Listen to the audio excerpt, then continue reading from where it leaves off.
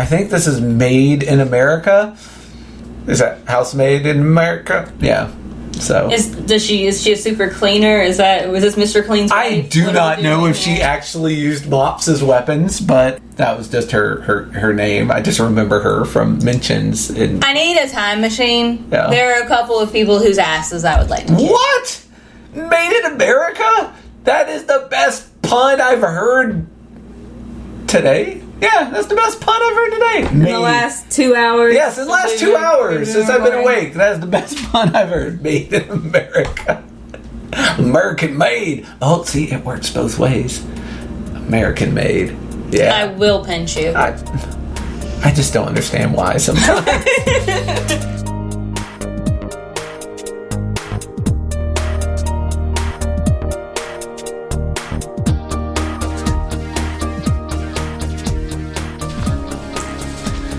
Hello, and welcome to Comic Dissection, a comic book club where we examine comics through a leftist intersectional lens for your earring pleasure.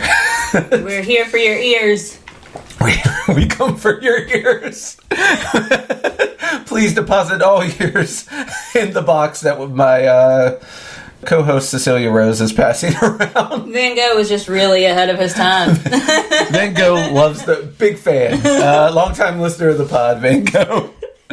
Donated an ear. He is at the highest tier of our Patreon. Oh, there you go. Yeah. Donate an ear and you can be... Oh, man, this is... You know what? We're just going to give you Reno's address for this one because I do not need ears. Let's do a P.O. box. We need a P.O. box. All right. So... We are going to finish up the 12. After we introduce ourselves. I said Cecilia Rose, and you said Reno's address. I'm Reno Dino Valentino. This is my co-host, Cecilia Rose, who insists that everything be done just so. This is what living with me is like. Here's the thing. Very welcome.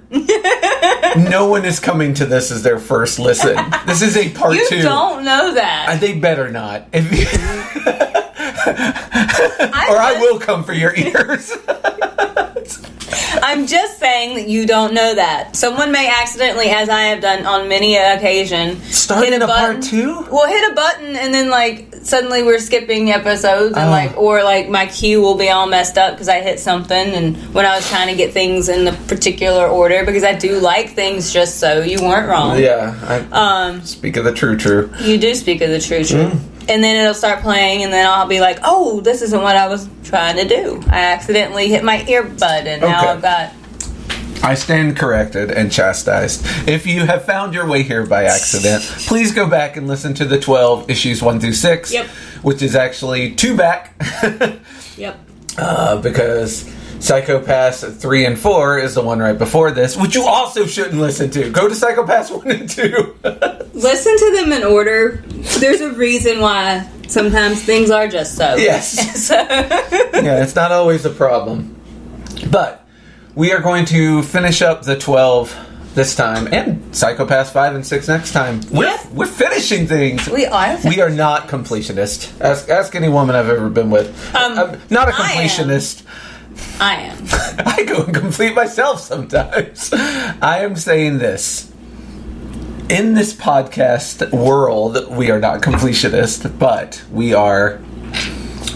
we're fixing that a little bit this week and in 2 weeks from now.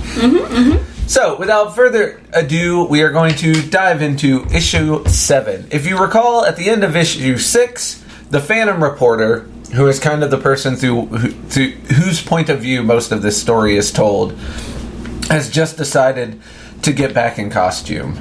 While that is happening, you're seeing a bunch of other things happen.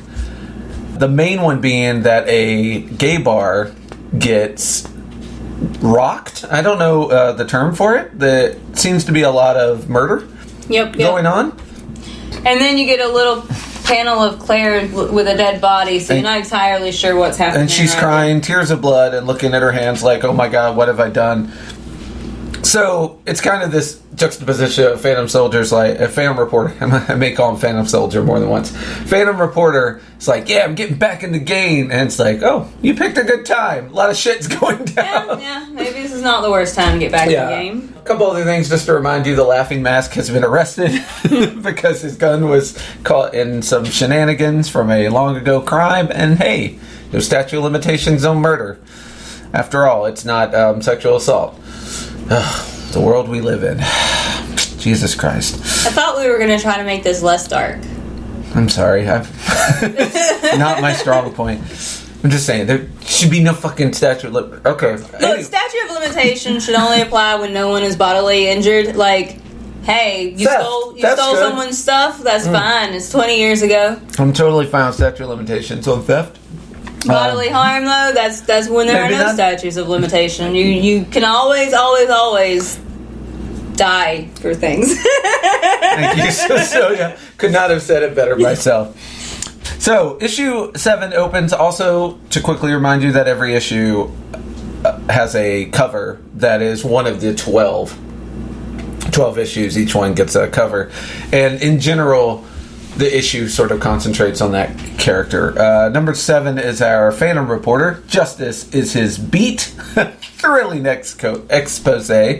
As usual, it's got the old style from the golden age of comics.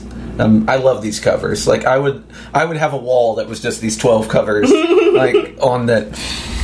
But it opens in 1940, the last time is in the States. The Gloria Bar and Grill in New York City had its license revoked for failing to evict those patrons it knew or suspected to be homosexual.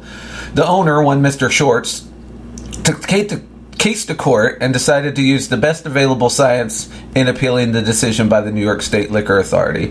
He cited research stating that there was no way to tell by sight who was or who was not heterosexual, adding that there is no rule or regulation in the New York Civil Code preventing a sex variant from being served at a bar. The court did not agree, upheld the closure of the Gloria Bar, allowing the liquor authorities to continue closing bars across New York State that might be possibly patronized by homosexuals. And this is all flashback. And then it says times have changed, and it's showing modern day, and they're pulling bodies out of this bar. That has, of course, been too real. Yeah, and this one, again, just to recover again, our date was, I believe, 2008. So, yeah. So not enough has changed. Let's just say that. I guess at least the bar is allowed to be legally open, and it's not like a speakeasy that they're running underground. We've come a long way, baby.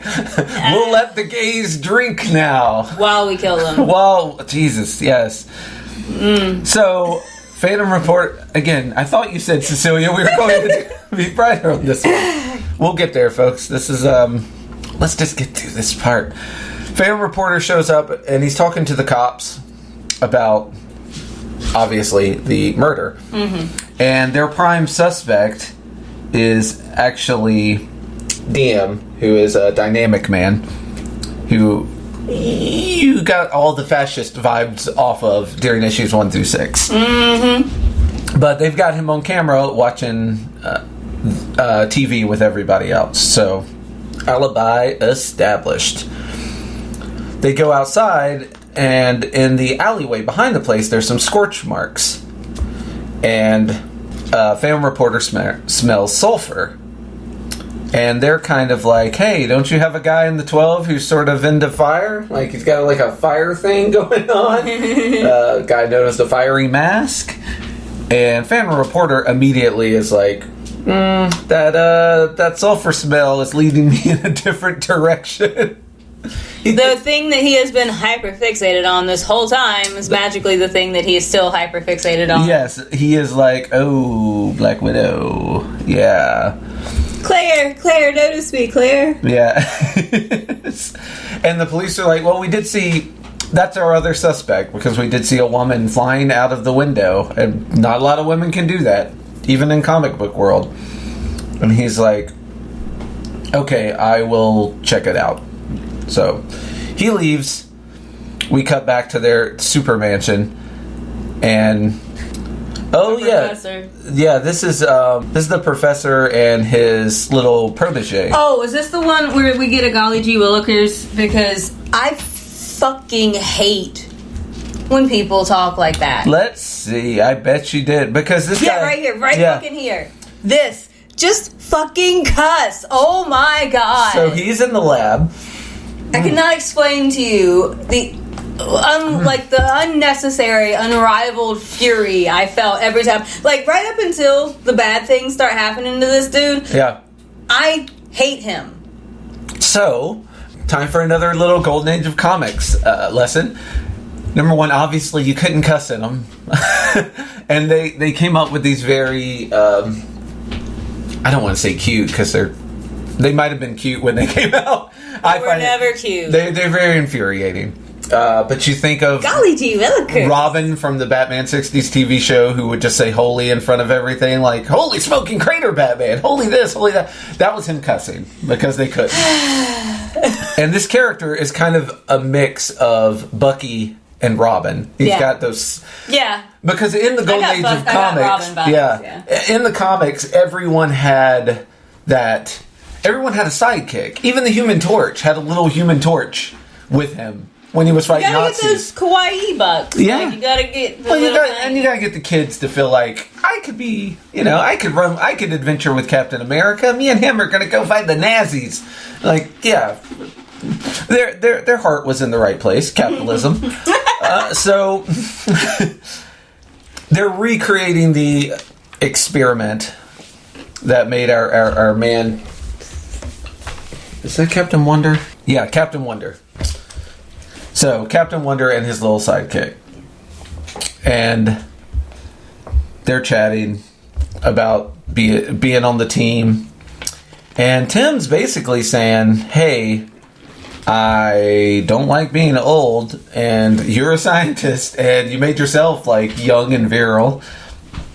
Fix me. I got shot fighting crime. I want to keep doing this. Also, we get a Captain America cameo, which sort of is one of the reasons he sort of bowed out of the superhero game. He's like, I'm like a crappier Captain America. So, I mean, at least he's aware of who he is. Yeah, and man, we have a pretty heartfelt, sad moment here because Captain Wonder, Steve Jordan, wants to... And it's not a coincidence his first name is Steve, same as Captain America. Well, Steve's also a very popular white boy name. And he's like, yeah, you must have figured out the formula by now. It's been 60 years. So Tim is trying to get young again because he's old and it sucks. And I imagine it's harder on people that were so athletic and did so much in their youth. Like, I would imagine it could be, yeah. That's fair. And especially, like, I don't think... I'm sure there is some selfishness here, but there's also, I want to... Well, he was shot. Make me special again. I want to go out there. I want to be special, but I also want to help people. Because the formula affected them different. Tim got out the window or something, and he didn't inhale as much stuff. He got less purple gas. And then, Professor Wonder didn't. Yeah, and so he got a lot more power. And they could never recreate it. And... Basically, Tim just says, go to hell. I'm out, son of a bitch. And I don't know if that's because he's just so disappointed or if he thinks that Steve's holding out on him. Yeah. Like he's keeping the formula for himself to be selfish. And it would be annoying because he's like, look, Captain America's got a formula. You got a formula. All you people have formulas and you're just hogging them. You just keep them... It's almost unbelievable, and I think this is one of the things where Michael is talking about it without talking about it. How unbelievable it is that all these formulas were created that made all these supervillains and superheroes, and every single one of them was immediately lost, so that you could never get another one. I think part of the problem, though, too, is also that the formulas, like, I think this is something that they kind of establish in Captain America. The formulas are also going to affect people differently, though. Mm-hmm. So, like, Steve is Steve underneath all of that juice that all of those steroids that they put Steroid on. gas. Yeah. Or are we talking about Captain America, Steve? We're talking about Captain America, Okay, Steve. sorry. Yeah, no. Yeah, those actual steroids. Those actual steroids. But Steve is still Steve underneath that. So, like, the reason why Steve is so good with it is because Steve was always good. Yeah. Like, little tiny Steve could have still picked up Thor's hammer. Mm-hmm. He didn't need the formula for that. Yeah. And part of the problem is that, like, Tim could have Captain America's super soldier serum. But he would end up being U.S. agent. Yeah, like, he wouldn't be good just because he has it. Yeah, there's too much of him that wants to do it for his own glory. Yeah. And especially in old age, it's like... He doesn't want to lose what he can't accept reality. Yeah. Really. Yeah. So we leave that sad scene and cut to a scene that is much less sad. The Blue Blade is very upset. If you recall from our last 6 issues, the Blue Blade tried to start a TV show. Because out of the 12, he was the one that was like, well, we can make money off this. We're celebrities. We were heroes of World War II. Greatly overestimating. In his defense, it's the whole reason why he went to World War II is he always wanted to trade on that. Like, yeah, if he felt sort of robbed that he didn't get to come back as a victorious, conquering hero and have a show then. Yeah. And a lot of his problem is that the show he's trying to create is a show that would have been very popular in 1946. Yep. Not so much in 2000, in the 2000s. And they're telling him, yeah, your ratings are down, you need something... You need some spaz. You need something to, spice up your show. And he sees them rolling Electro, who is the robot. They're rolling him either in or out, or they're taking him, right? Yeah, his daughter? Yeah, his daughter has one custody of this robot. So, and he comes down and introduces himself as the Blue Blade, and whoever did the word art on this actually has the Blue Blade as a completely separate... It's not in a word bubble. No. It's all in caps. It's all in blue. It has an exclamation point next to it.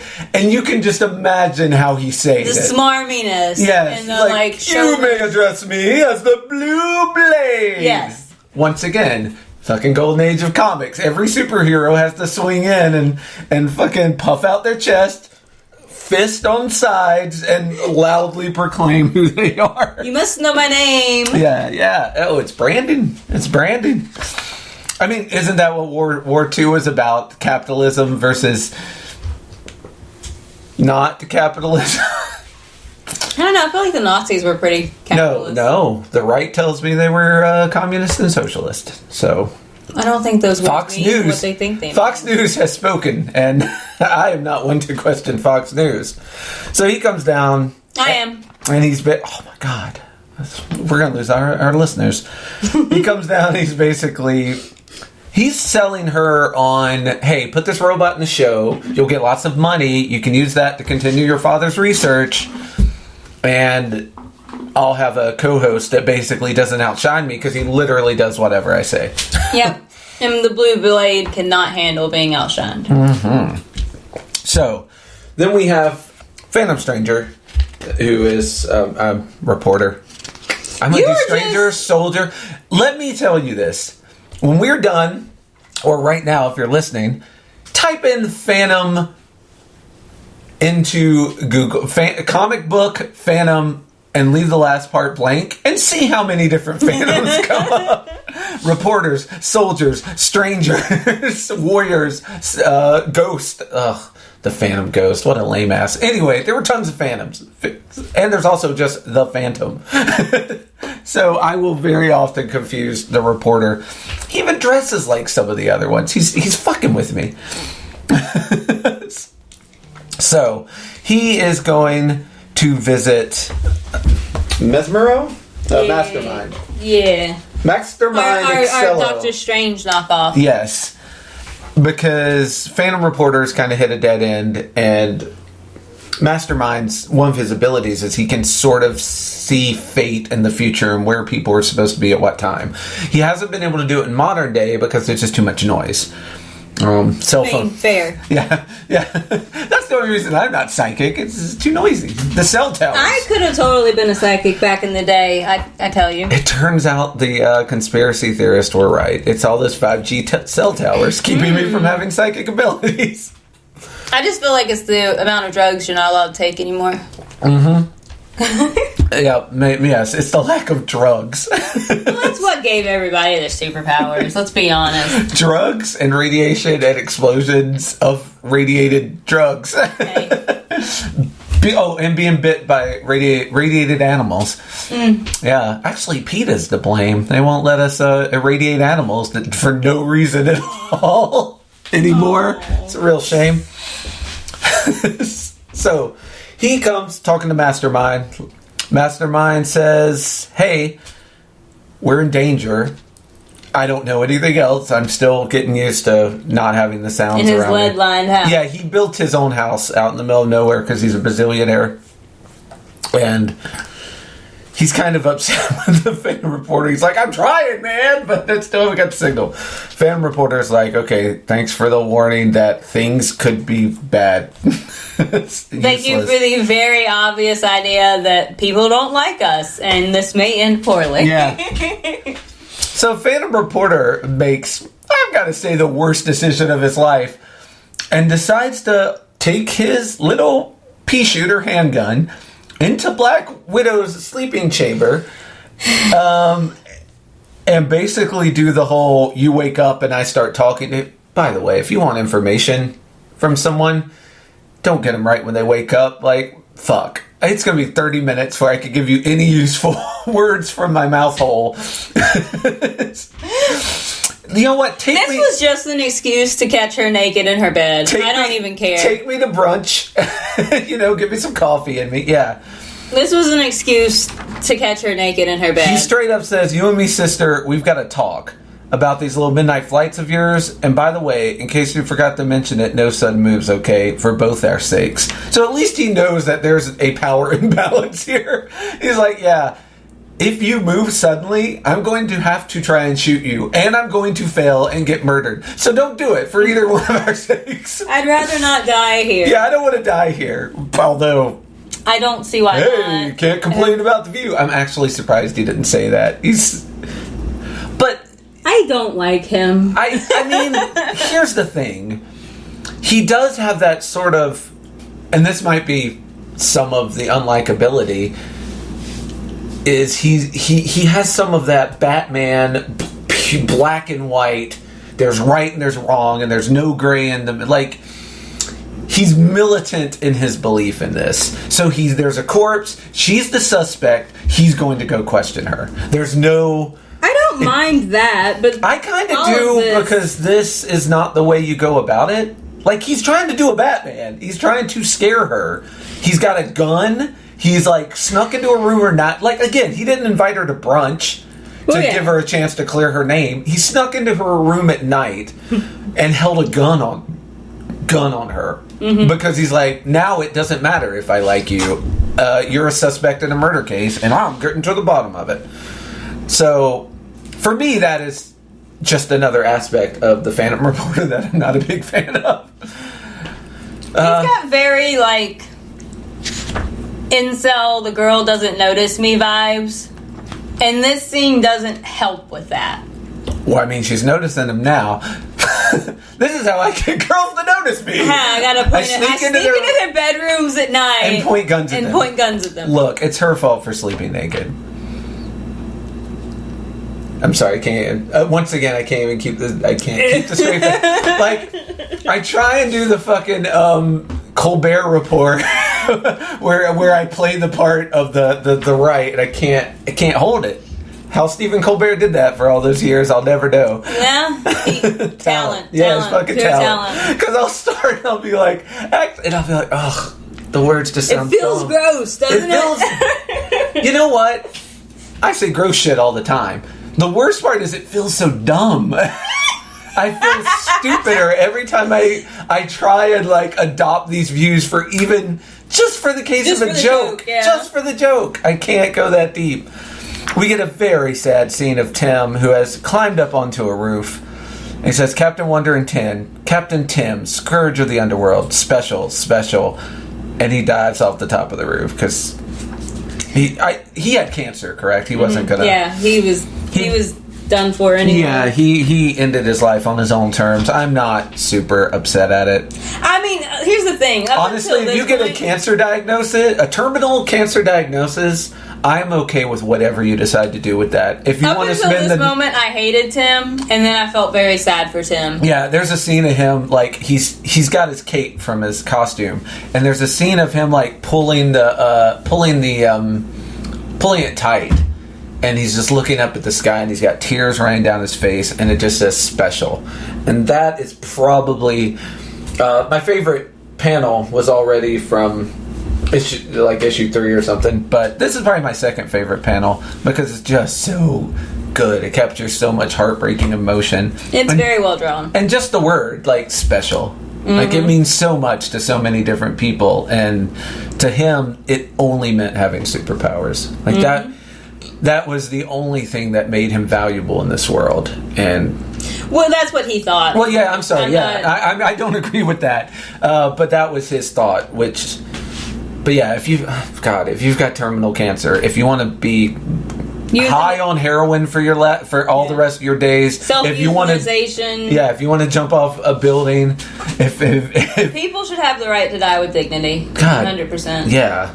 Yeah, or at least get as close as you can, because I think there is some truth in the it's impossible to die with dignity belief. Like, but then I'm a pessimist. So issue 8, you might could have predicted this. Opens with the Black Widow is our cover heroine for this one. The Devil's Bride! ! A halting tragedy. So once again, every one of these little taglines for these covers are right out of the Golden Age. Like, I really appreciate how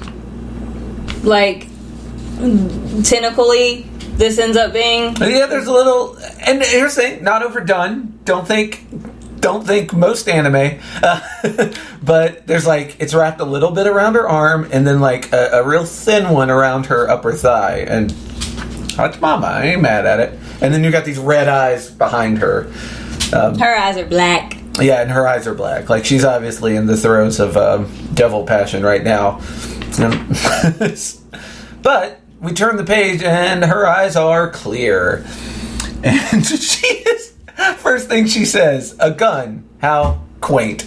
So obviously we're with Phantom Reporter and Black Widow in her boudoir, where she has taken a straw patio furniture chair and put it next to her bed. I don't want to ask about her nightly shenanigans, but that is outdoor. That's patio furniture. What's that doing in your room? It's a wicker chair. They make wicker chairs. Wicker chairs suck. I hate wicker chairs so much. I'm not arguing that point in particular. I'm just saying they do make them for indoors. Yeah.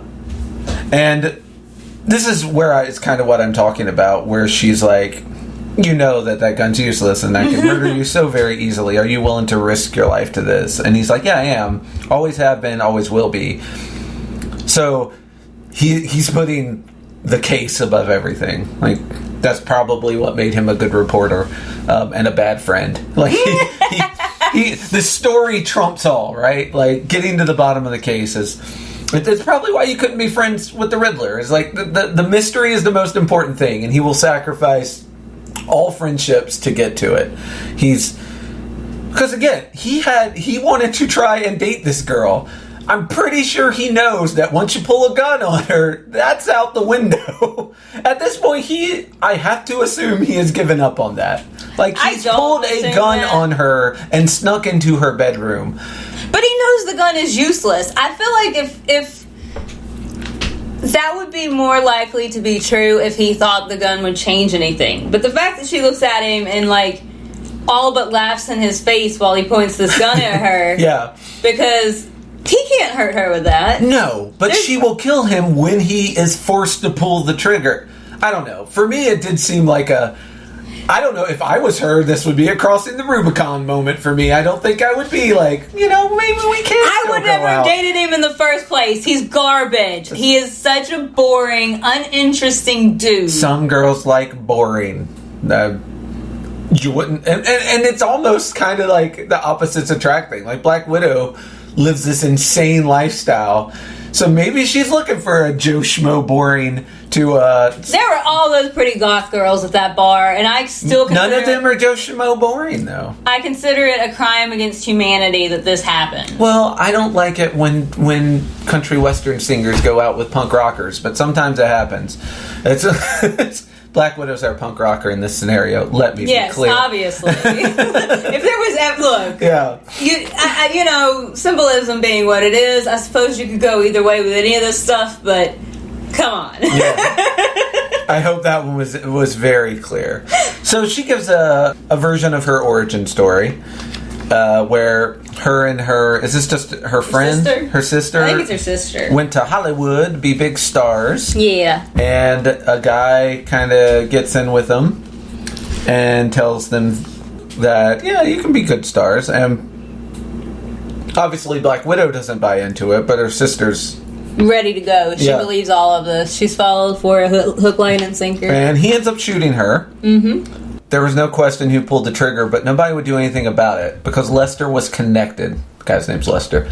Half the judges in town were on his payroll, and those who weren't didn't want to get on the wrong side of his friends in the mob. So it was kind of a mob movie-making thing. I don't know if they were pornographic movies. I think it does say in here, but you do get the feeling this is one of those, I'll put you in pictures, and then it's, smut films against her will kind of thing. Yeah. Where she's pressured into doing nude scenes. But they said I should go home. They said he was untouchable. And so she's at his gravesite and basically makes a deal with a demon. At her sister's gravesite. Yeah, at her sister's gravesite. And makes a deal with a demon to get her revenge. And it's kind of a sweet offer because the demon's like, look, I want you to go after people who have made bargains with me. Yep. But have kind of weaseled out of it in one way or another. Yeah.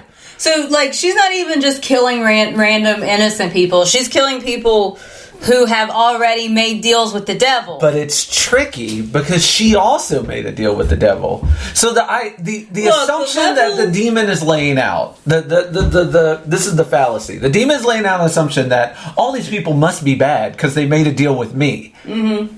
But she is making a deal with him, which means at least some of the people that she's murdering also might have made similar deals under extreme duress the same way she did. I never felt any indication of that. Well, we only get a few of her kills, and they are all people that seem pretty shady. Yeah. But I mean, maybe it's the thing you make the deal for, though, because she's making this deal to avenge her sister. Mm-hmm. A lot of these dudes seem like they made these deals for power money and wealth. To see a boob in this guy's case. Yeah. And the level of here for it I am of Claire killing powerful men who abuse their power is I'm 100% here for let the devil get his due. These dumbasses knew what they were getting themselves into.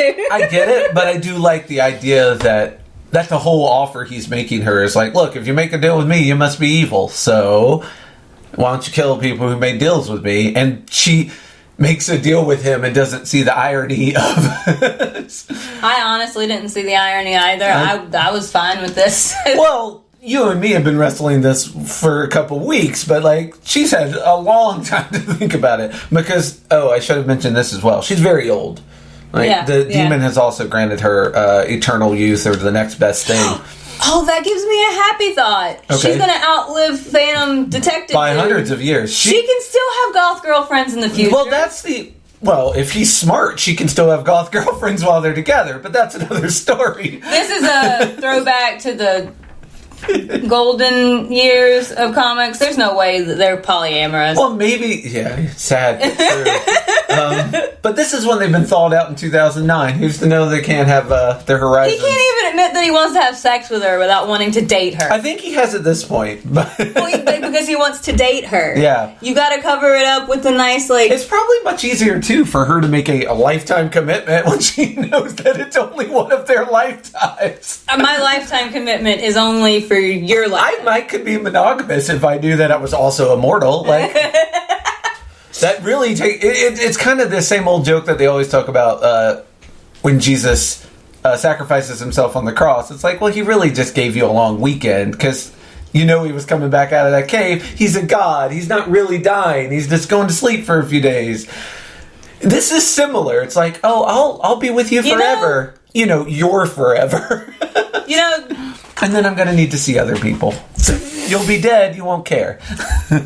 So I just read volume 6 of Heaven Official's Blessing. I was telling you about it the other night. Yes.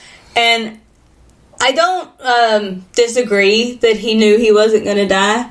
But after reading about how much Shilian suffered when he was stabbed and tortured and stuff, it probably still hurt. And now I feel kind of bad for Jesus, which I'd never felt bad for him. Oh no, I assume it hurt, but it doesn't feel the same as you hurt and then you die and that's it.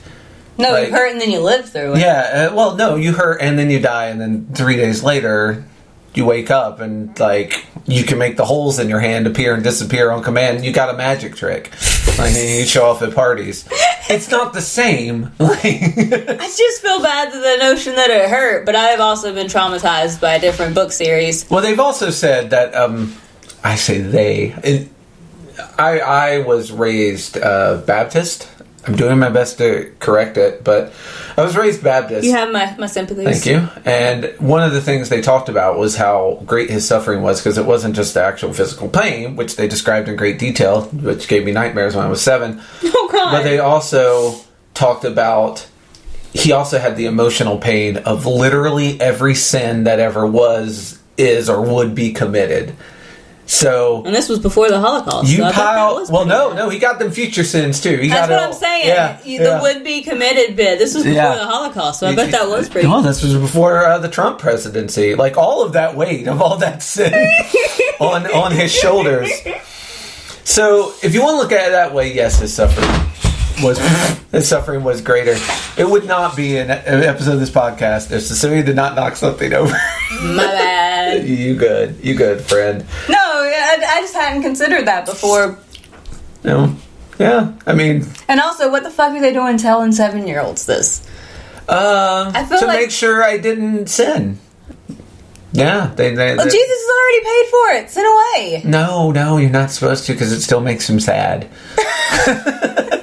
This is like you've got money in the bank, but you ain't allowed to spend it. You're not allowed. No, I've got this currency that I can't spend.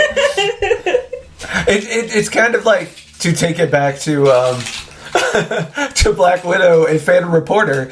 It's like they've both got their get out of jail free cards. Yeah. But neither of them are allowed to spend them for some reason. I don't understand. It's like that whole, you can sleep with whoever you want, and then you just see the fucking daggers. It's like, you're saying that, Phantom Reporter, but I'm not feeling the truth of it. You're not making a believer.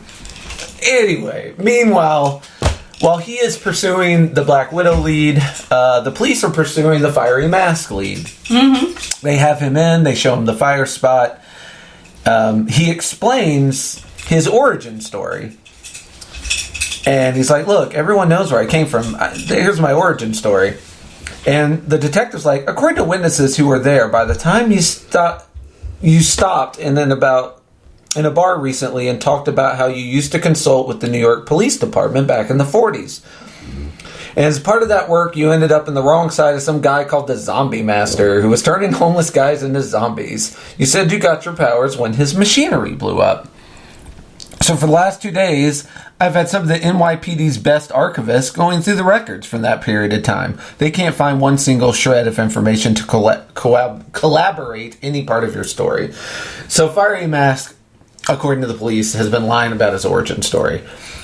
And he's getting a little hot under the collar, Fiery Mask is. He's like, look, if you're going to charge me with something, do it, Lieutenant. Otherwise, I'm leaving. Am I clear?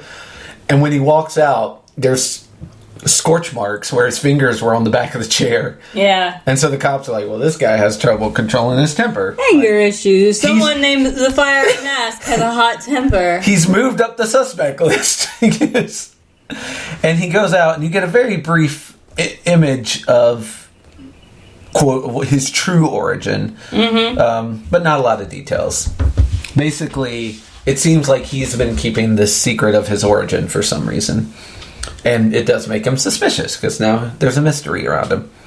We cut to the show of the Blue Blade. And Blue Blade is talking to the scientist's daughter about Electro and... Giving the failed TV star a superpowered robot seems like a bad idea. Yeah. Just saying. And she basically hooks him up to a machine so that he can control Electro, which is just lovely. It's her father's machine that her father used to control Electro. And it's funny because she's like, well, we want to do some tests. We want to do this, that, and the other. And he's like, no way! And just, throws the hat on, flicks the switch, and now he's Electro. Again. I repeat my previous statement. This seems like a great idea. This will end well. Yes. Well, Blue Blade, it's kind of like giving Batman an Iron Man suit. Like, Blue Blade has had no powers up to this point, and now he's suddenly got lots of powers. To the point that he almost deep fries some of his... people on set, because he sets off like the rocket boots and Electro, and he like hops up and then falls back down. He's like, no, this is great. You also note that when he falls down, you've got a scorch mark similar to the one in the alley. So we're just hey, don't give it away. We're building suspects. Well, I'm just saying that like you keep adding suspects to the list. Yeah. Like, okay, well, because if you've read any comics, if you've read any Golden Age comics, or you've read any comic ever, you know it's going to be one of the 12. Yeah. One of the 12 is going to end up being our villain.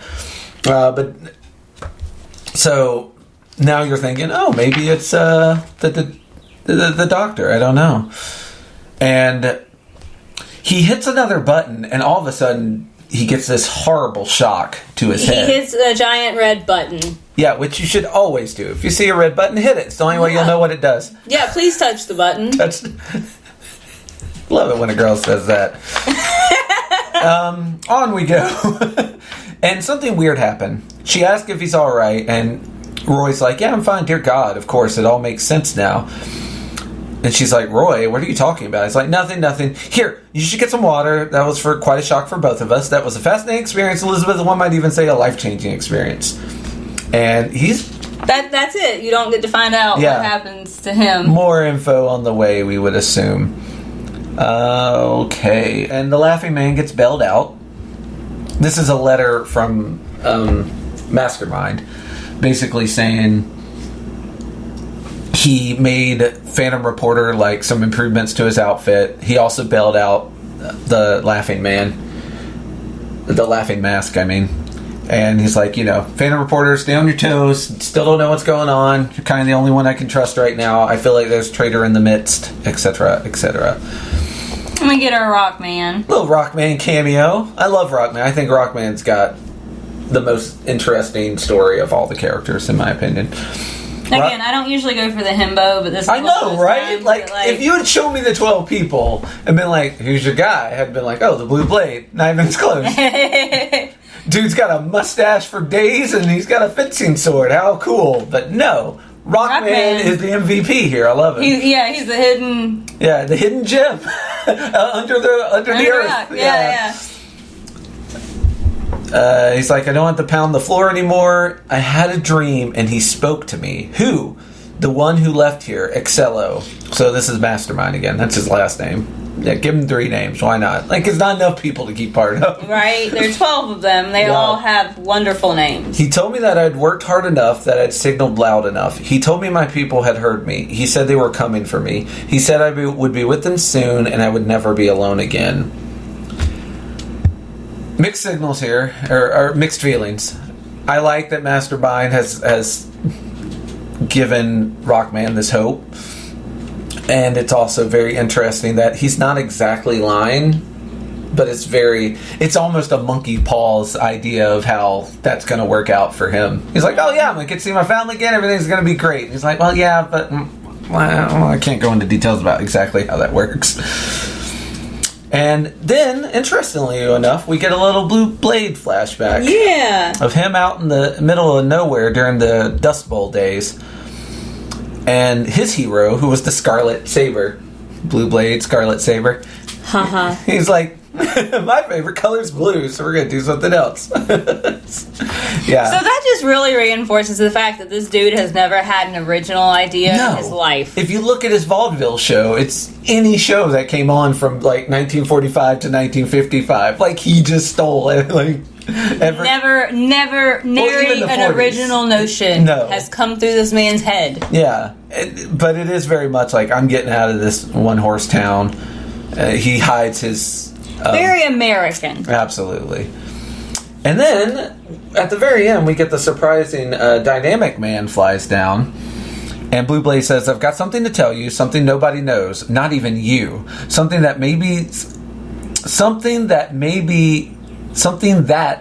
even worth somebody's life. Maybe mine, maybe yours. So, you interested? ? So, that is the end of issue 8. We don't know what that is. Issue 9 opens, and guess what? It's the Blue Blade! A dashing and cavalier, the Blue Blade. A swashbuckling adventure. And his cover... It's easily the hardest to look at. It's bright yellow. This is facts. With him and his little Blue Blade shorts on it.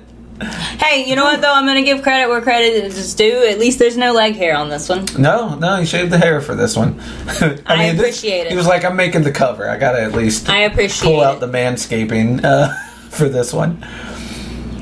And Phantom Reporter is reporting. He's typing on his old typewriter. Fucking hipster. Really though? Such a hipster. Tip, tip, tip, tip, tip. I do love the way a typewriter sounds. Oh my god, they sound great, but just get use a computer. Get a little YouTube video of typewriter sounds and use your computer.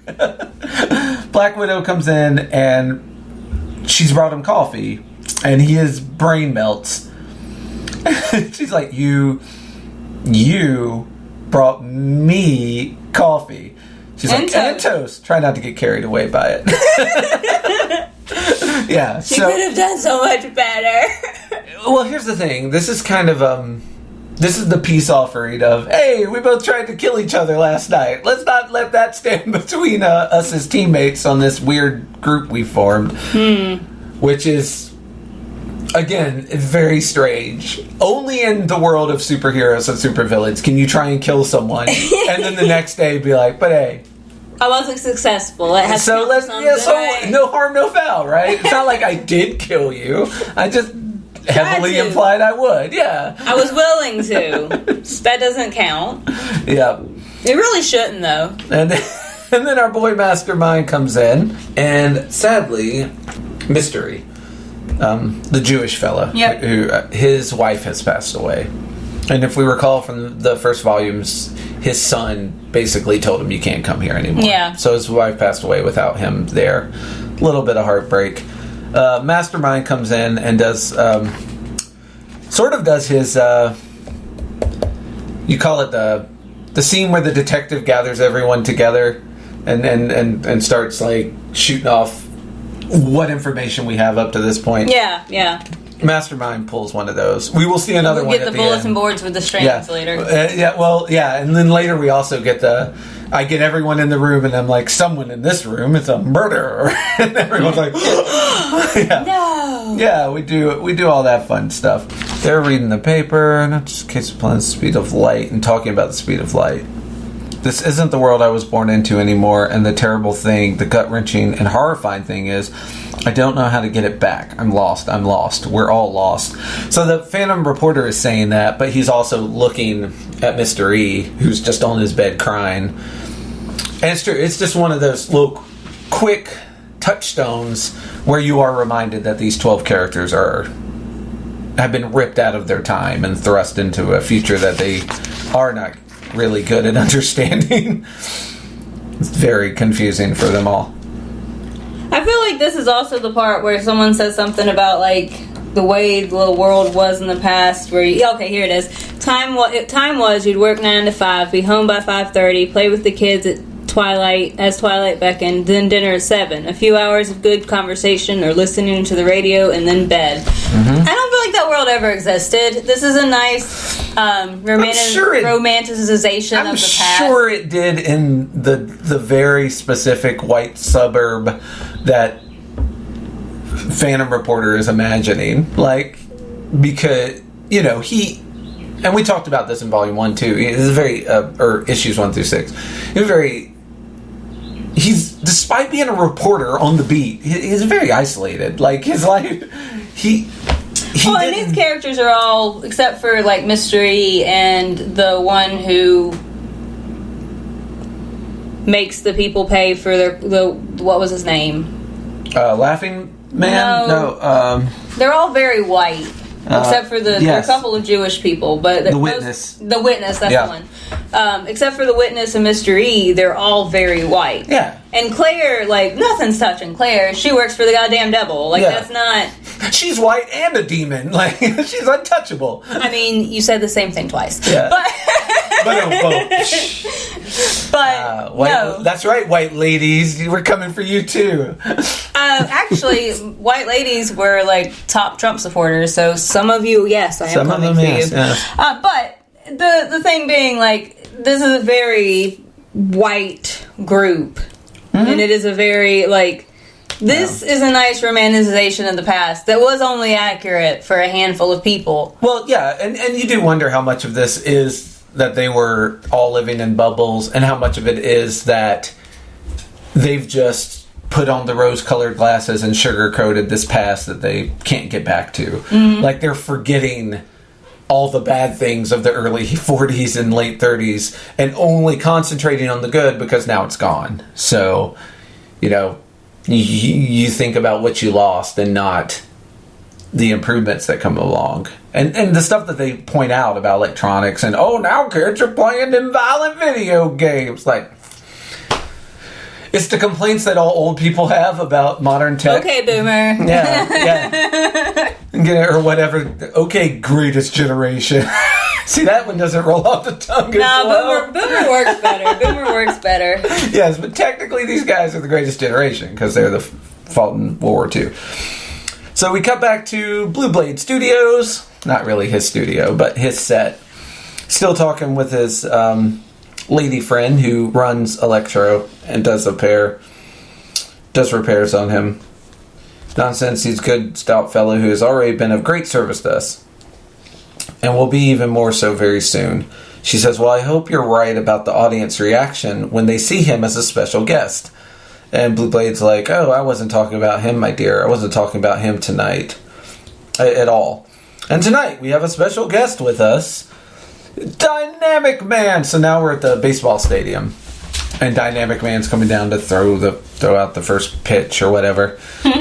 No, they're doing not a publicity stunt, but because Dynamic Man is working with the U.S. government, it's sort of like how the military funded like some of the Marvel movies as long as they talked good about the military. Yeah. They're doing a publicity stunt for the military. And what's going to happen is everyone's going to shoot bullets at him, and he's going to like catch as many as he can, is my understanding. Let's see, make sure I'm allowed. All right, everyone attending tonight is allowed to guess for $1 per guess how many rubber bullets out of 1,000 fired by a crack team of police would be caught by Dynamic Man in 10 seconds or less. Winner will receive 5 game passes and unlimited supply of Dapper Dogs, the finest hot dogs money can buy. He's like, we've got something special and then we cut back to Blue Blade and he's writing his script for the evening. He's like, we've got something special. No, I've got something special for you. We cannot share credit. Narcissism, it's all about him. And while Dynamic Man is doing his amazing stunt, Blue Blade is attacked by Electro, who he can see the computer and the helmet. No one's controlling him. But Electro has come to life and is attacking Blue Blade. And I'll be damned, but as much as I didn't like Blue Blade, I liked him here. Because he is this supreme underdog and he's fighting like a champ. Like, he went down swinging. And I gotta respect that because he's fighting a goddamn super robot. He is fighting a super robot. And he's like, so this is the way it goes the game, eh? So be it. You expect me to be afraid, to beg for mercy, or to hide? Think again. And he He tries. He does all right. Like, he swings a boom mic into him and slashes him with his sword, but it's a robot versus a swashbuckler. Yeah. And Blue Blade, as he's getting ready to get tossed out the window, he says, I know who you are. Do you hear me? I know who you are. And you're nothing. Nothing. You're not even a man. And then smash right through the window. And then we see the bullets. Well, I could only catch as many as my hands could hold. So technically I caught 49. I piled the rest of the bullets behind me. So while all that fighting was happening, Dynamic Man was catching 1,000 bullets and setting them down into a neat little pile. Mm-hmm. Phantom Detective gets the phone call that the Blue Blade has been murdered. He decides not to tell the rest of them, which I found was a choice. Choice. It's again because the Phantom Reporter suspects everyone because he is very suspicious. Who did you piss off? Who didn't the Blue Blade piss off, though? Yeah, it was he's not exactly a... Well, even Phantom Reporter's like, yeah, he was a dick, but I didn't want this for him. Yeah. And this is actually the very first page of the very first issue. So we finally caught up to where issue 1 was, with him standing over the Blue Blade. In the rain. In the rain, yeah. So melancholy. And... They show the footage of Electro killing Blue Blade. Mm-hmm. And Electro's creator's daughter is like, that's not possible. There was no one controlling him. This should not have been able to happen. And Texter's like, don't give a shit. Here's the footage. Yeah. Look, it shouldn't have been able to happen, but it fucking did. We very wisely put a... camera. Chest cam on it. Yeah, we had some cameras. Police your police, people. Security cameras. Yeah. And she's talking to Phantom Reporter now. And he's like, well, let me put on the helmet that lets you control Electro and see if I can't figure out clues, what the hell's going on. And we actually get one of Electro's memories, which is interesting. It's him with his father, the creator. We get all these flashbacks all the way to when they are trapped at the end of World War II. Mm-hmm. And then everything goes dark. And then he gets this chanting. You'll go to sleep now. You'll be lonely as I have been lonely, but it won't last. We are not alone. I hear you. Not alone, not lonely. We are here together now. Who are you? Who are we? We are one. We are perfect. And we will never be alone again. And before us as the audience know what the hell is going on, the helmet's ripped off by the detective. And he's like, you're tampering with evidence. Stop that. And Phantom Reporter's like, I didn't see everything, but I think I know what's going on. And then he passes out because putting on the helmet fries your electrons, kind of. It's a harrowing experience. Yeah. Well, if there was any doubt, it's gone now. He's a writer, all right. That was a cliffhanger ending if ever I saw one. Yes, I wrote down that cliffhanger line, made me laugh. Yeah. That was funny. Again, that is, and again, it's a callback to the golden age of comics, where you're and storytelling in general. But I remember it from the golden age of comics, where right when you're about to get the pertinent information. Passed out. We're done. Yeah, you get passed out. You get kidnapped. You go to sleep. Like. The connection cuts off. Yeah, you die. Yeah. So frustrating. And he says, get a doctor, but take your time. Guys like that are used to being decked out on the floor. Tell you the truth, after a while, I think they start to like it. Well, you know what? I imagine going through all that stuff. You have trouble getting to sleep some nights. A good knockout might be the only way you can go to bed. It's facts. So now we go back to Fiery Mask, who's talking to Mastermind. And he tells his true origin story, which is he has the powers to control. He rescues a guy. He's a doctor, and he rescues a guy from a car wreck.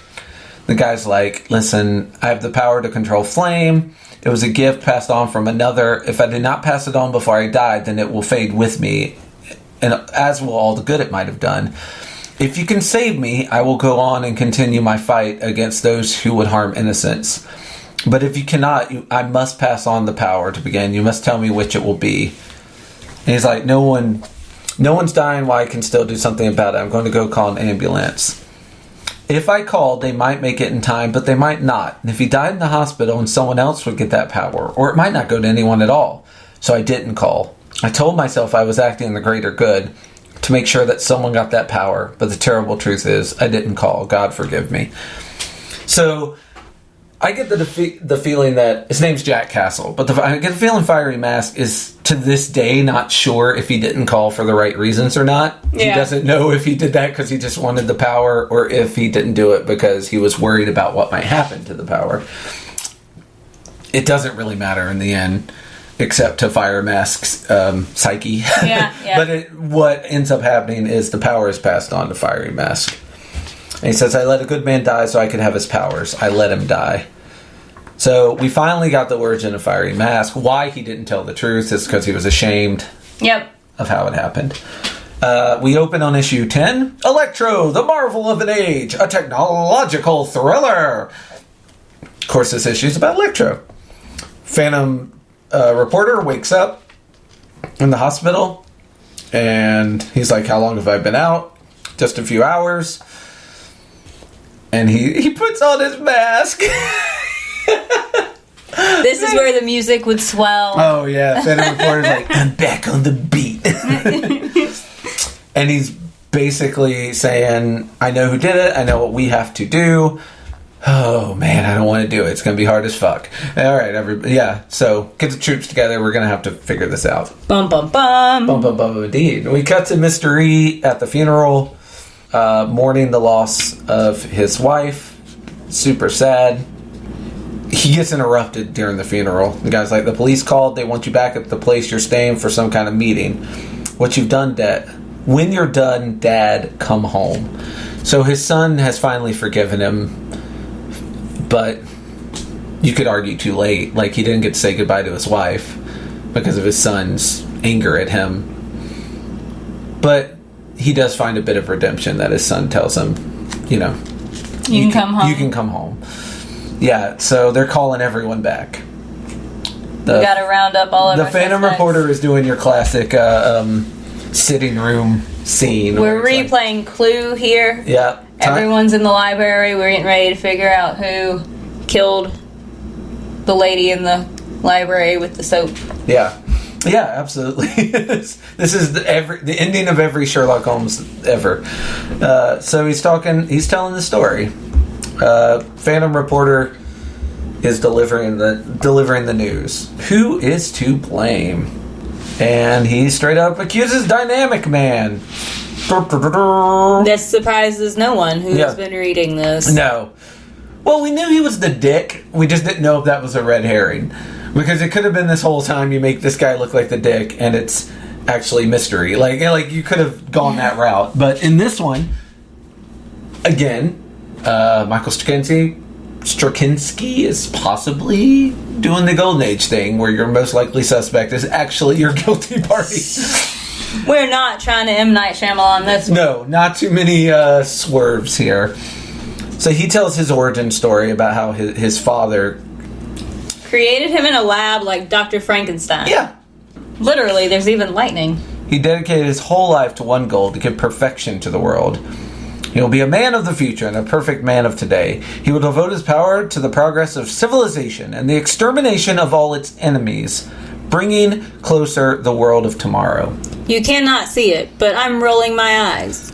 There's a danger in the words, the extermination of all its enemies, if you don't know what this guy considers the enemies of civilization. Also, the notion of perfection is also extremely dangerous.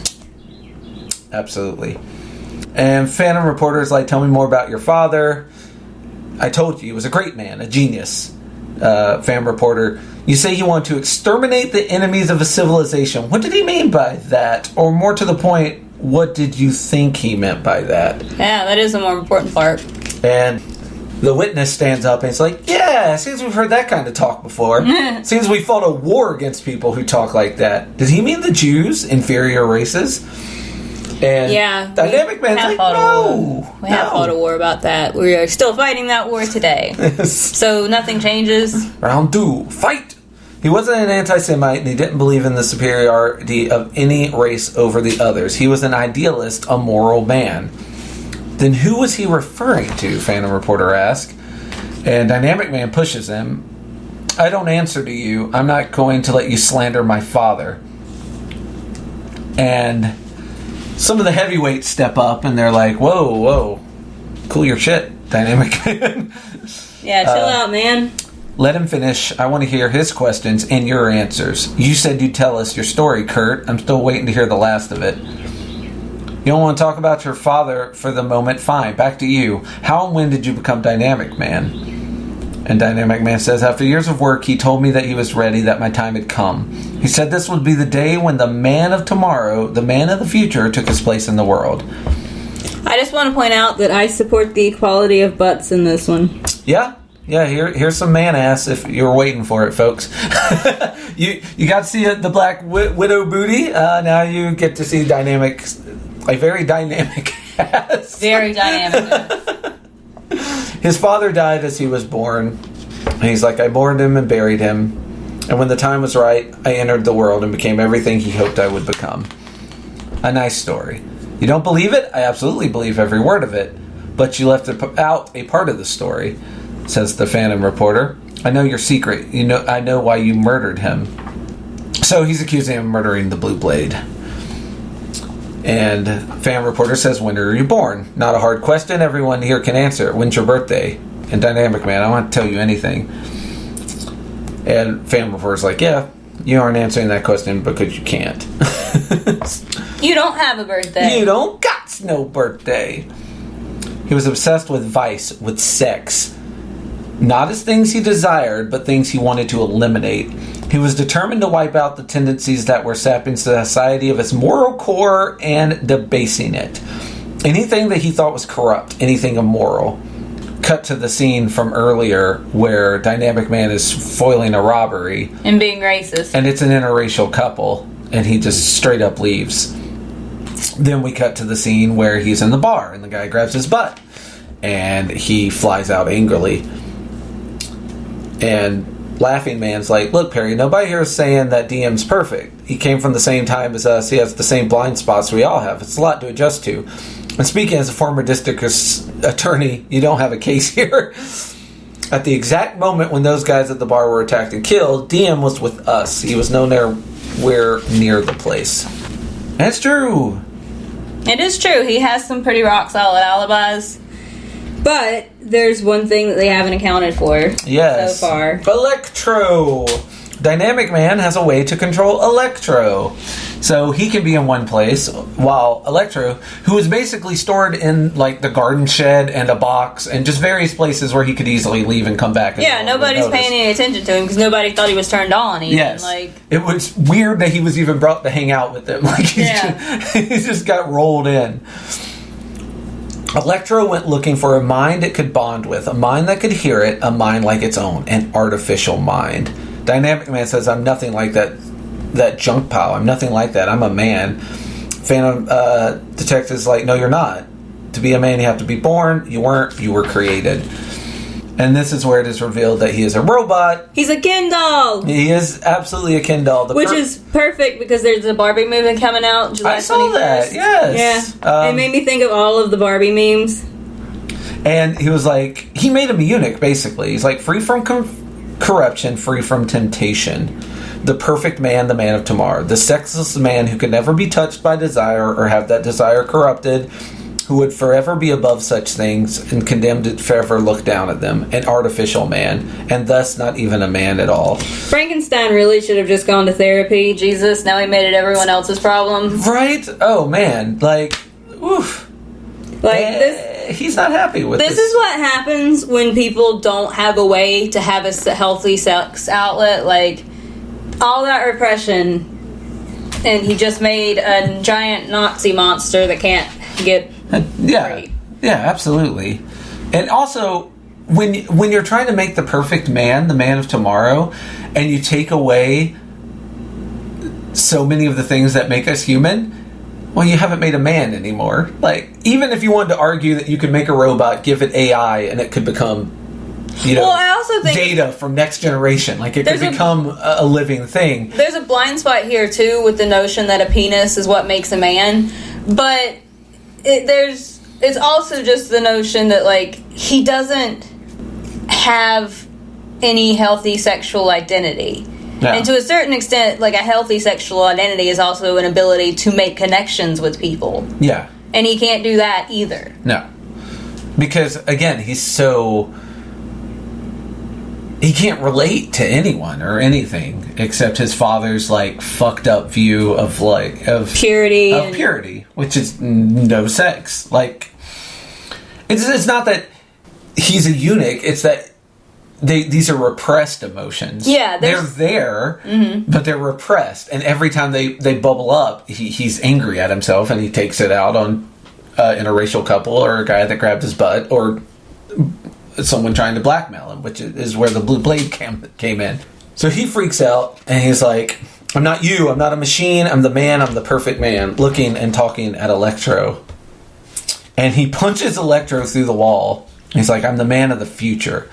And then he looks back at everyone behind him, and he's like, and I'm going to kill every last one of you. So he handles this well. Yes, the man of tomorrow, dynamic man, a futuristic fable. This is issue 11 of 12. Extra emphasis on that fable part. Yes, and things go sideways. He gets in a fight, and he's dynamic man more than holding his own.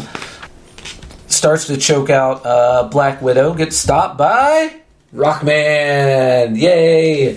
I love him. I know, right? Big hero doing big things. Rockman knocks his ass through the wall, and he's like, yeah, I think that took care of that. Then you hear the boom, boom, booms, like when Rockman was pounding on the ground. But it's actually Dynamic Man flying up from the basement. And he jets, and the building's falling down.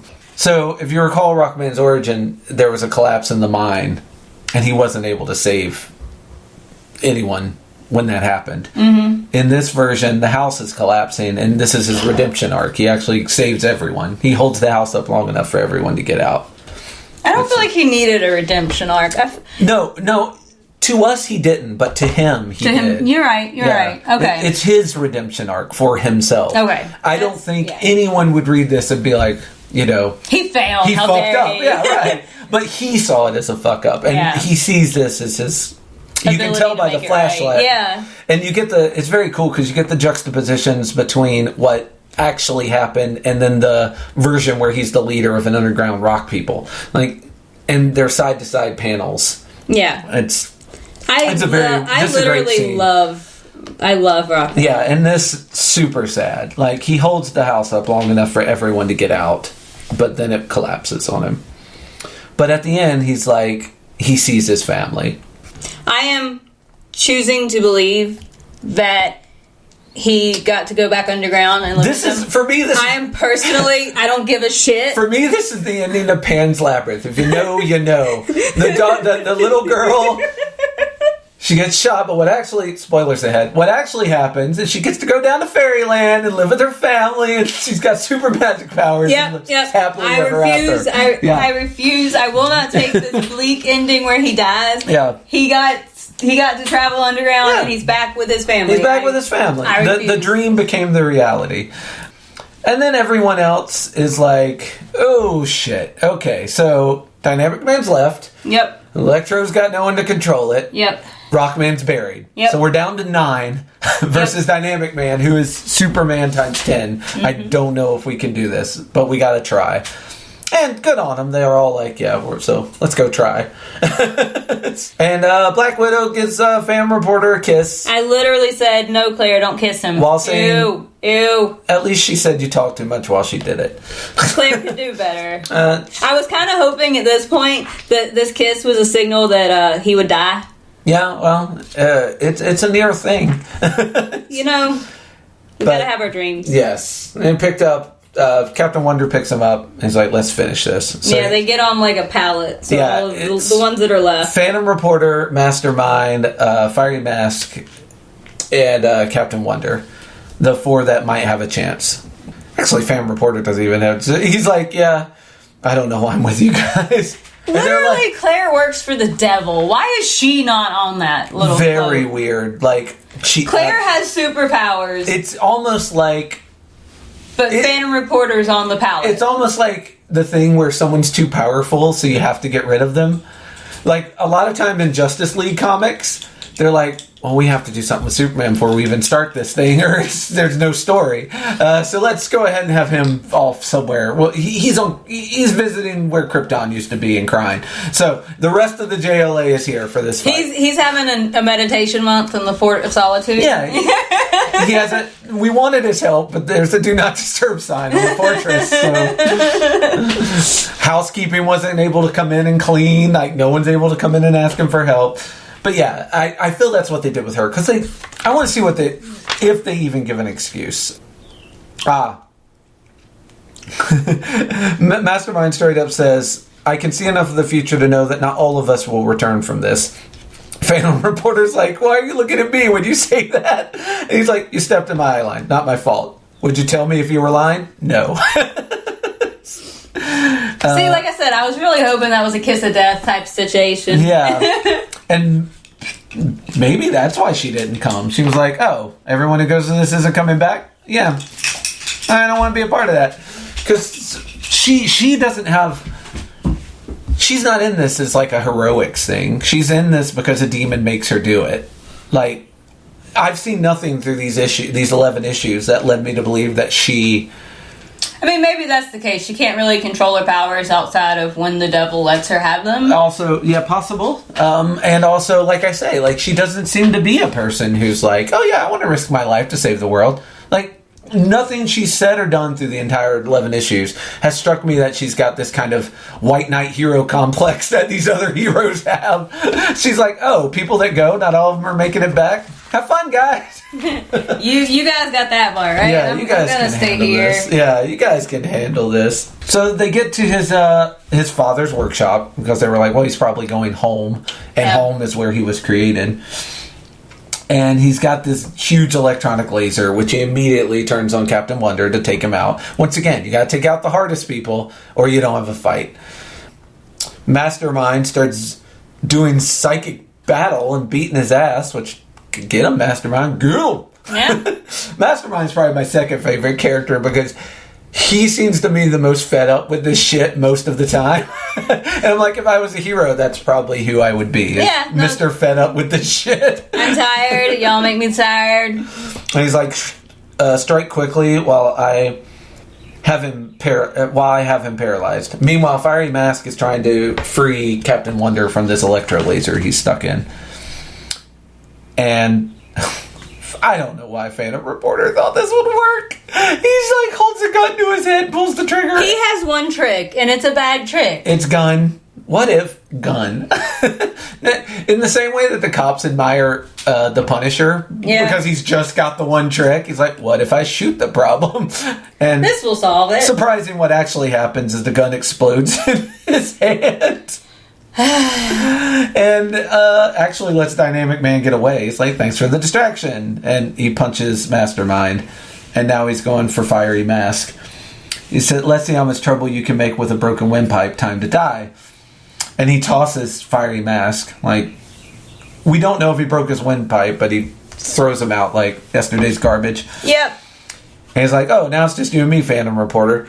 But no, Captain Wonder has freed himself. Well, Fiery Mask freed Captain Wonder. So those two can fight for a little while. And then we have Fiery Mask passing his power on because he is in fact dying from a broken windpipe. And unfortunately for all, Phantom Reporter is the only one close enough. But we do get a very cool scene of Phantom Reporter with both his hands on fire. It is very nice. Looking like a badass. Here's something I will say. As much as we have ragged on Phantom Reporter, I do like his outfit.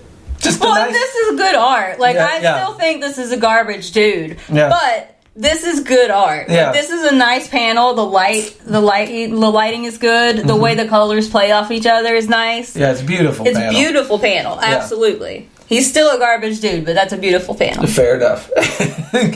Captain Wonder grabs Dynamic Man. He's like, just blast him. Fire him. Do the fire. Whatever you got to do to get rid of him. And of course, Phantom Reporter's like, well, Captain Wonder, this is gonna fuck you up too. And he's like, don't care. We got to stop this guy. And damn, he does it. Captain Wonder, man, taking one for the team. Yes, I wrote here. So we have a dead Nazi cyborg and a burnt Captain America stand-in. He got that Two-Face look going. He's like, doesn't matter, we got him, and they did. Yeah, and they burned his whole place. They're like, we're never repeating this technology. Which fair. And they go back, and at the bottom, they find a hole in the ground. They say, we tried sounding the depth of the hole, but it went on for nearly a mile before it collapsed in on itself. He seemed so certain they were coming for him the day we fought Dynamic Man, and now I have to wonder, did he escape on his own, or did his people finally come for him? Did his princess... I know what I'm choosing to believe. believe. Did his princess find him at last? I don't know. Maybe I'll never know. And maybe that's a good thing, the way it should be. Ashes to ashes, dust to dust. So we go to the funeral of Jack Castle, R.I.P. Jack Castle was the fiery mask, of course. Mm-hmm. He's passed away.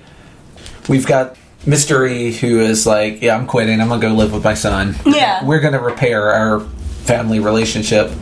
And the Witness, very sweet. It's like, it's the right decision. I think any of us would want the same thing. Yeah. But then, of course, then he goes emo. He's like, but some of us have seen too many things that cannot be unseen. I'm like, Witness, never stop. Never stop being your true weird self. No one could be more dramatic, and you should just do you, boo. But it's especially... Coming from the Witness, it means so much more because those two have the Jewish heritage in common. And the idea that the Witness, who is all about revenge and righting all the wrongs, is telling Mystery, hey, dude, it's okay. Like, go live your life. I think it means done more, their time. Yeah, they've done their fucking time. And I think it means more coming from the Witness than anyone else. That's fair. That's very fair. I really like those two panels. Just... The Witness is probably my favorite character. He's so good. In all of He's so extra, but in all the right ways. He's extra, but like not loud extra. You know what I mean? He's edgelord, but he's also goofy. Like his outfit's like a red hood with his big ears. He looks so ridiculous. I love again, he has the power that I would want. Yeah, the ability to be like, okay, do you deserve the bad things that are going to happen to you? And if you do, I'm going to watch them happen and make sure. Yeah. I want, like that, he has the ability I would most want. And, yeah, I appreciate it. Yeah. And Phantom Reporter does a good deed and gives Jack Castle the JFK Eternal Flame thing. Mm-hmm. Makes it so his tombstone always has a light burning within it, which is very sweet. So we are coming into issue 12, which is a cover with everybody. We get the whole gang in here, even the assholes. Like everybody. The epic conclusion of the thrilling novel of tomorrow. And this is they're at a military base, kind of being debriefed, and because their house burned down, they got to stay somewhere. Yeah. So they're basically staying in the barracks. They put Black Widow in the women's barracks, has the whole place to herself now. Apparently she seriously weirded them out. So there's a scene of her like putting her stuff in the barracks and all the other women there, and then the next scene is just her by herself.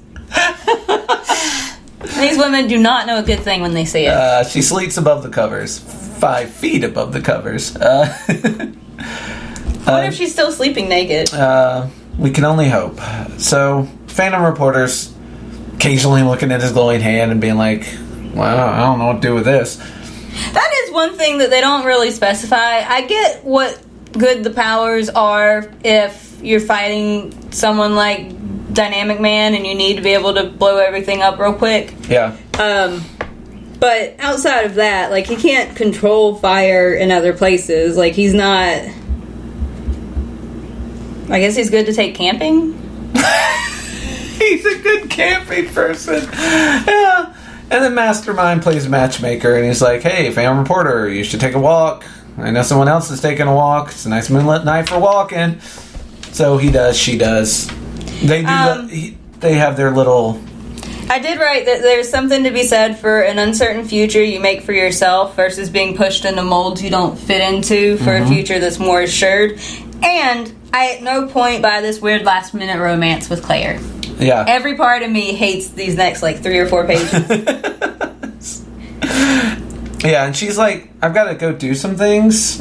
I assume it's about undoing this devil deal or something, maybe. Or maybe he's got jobs lined up for her. I don't know. I assumed she was going to go do the devil jobs. Well, she says there are things I have to do, things that I have postponed for too long, and the dark forces I serve have become restless, so I must go. Come with me, Richard. So, it's the dark forces have become restless, so I need to put them down for good, or they become restless, I have a backlog of murders. I didn't know which way that was going. I went with the latter, because at the end she still has her powers, and I would imagine that she wouldn't if she was undoing her devil deal. I was hoping she'd kind of outsmarted him, like Devil went down the door, like she challenged him to a fiddle contest or something. Kind of got away, but got to keep her powers. But that might be me trying to wishful thinking. I honestly... Because she does not seem comfortable or happy with this. Like, there's that scene of her with her hands covered in blood, crying tears of blood, being like, what have I done? I've murdered another person in a horrible way, even if they deserved it. Like, this is too much to put on one person. I feel for her. Like, Phantom Reporter's like, I gotta stay behind because everyone needs me, and she's like, you're an idiot, no one needs you. And he's like, yeah, that's probably true. And then, of course, the government is like, hey, Laughing Mask, we could get you out of this whole wanted for murder thing if you did a couple jobs for us, and we even have a new costume for you. And they kind of hint that at Electro, like, what if we let you control Electro? Mm-hmm. You could do a lot of damage there. That'd be fun. Yeah. We get Merlin, Mastermind's origin story, which I like. It's all about them making weapons for criminal, are they making them for the Germans, I believe? My father was the only one who knew how the bonding process worked. Okay, yeah, they were making radioactive bullets. Trying to see who they were making them for. Might be for America. They were making radioactive I'm about to say, bullets. I didn't get any Nazi affiliations for... There's a Nazi here who shoots his father. Yeah.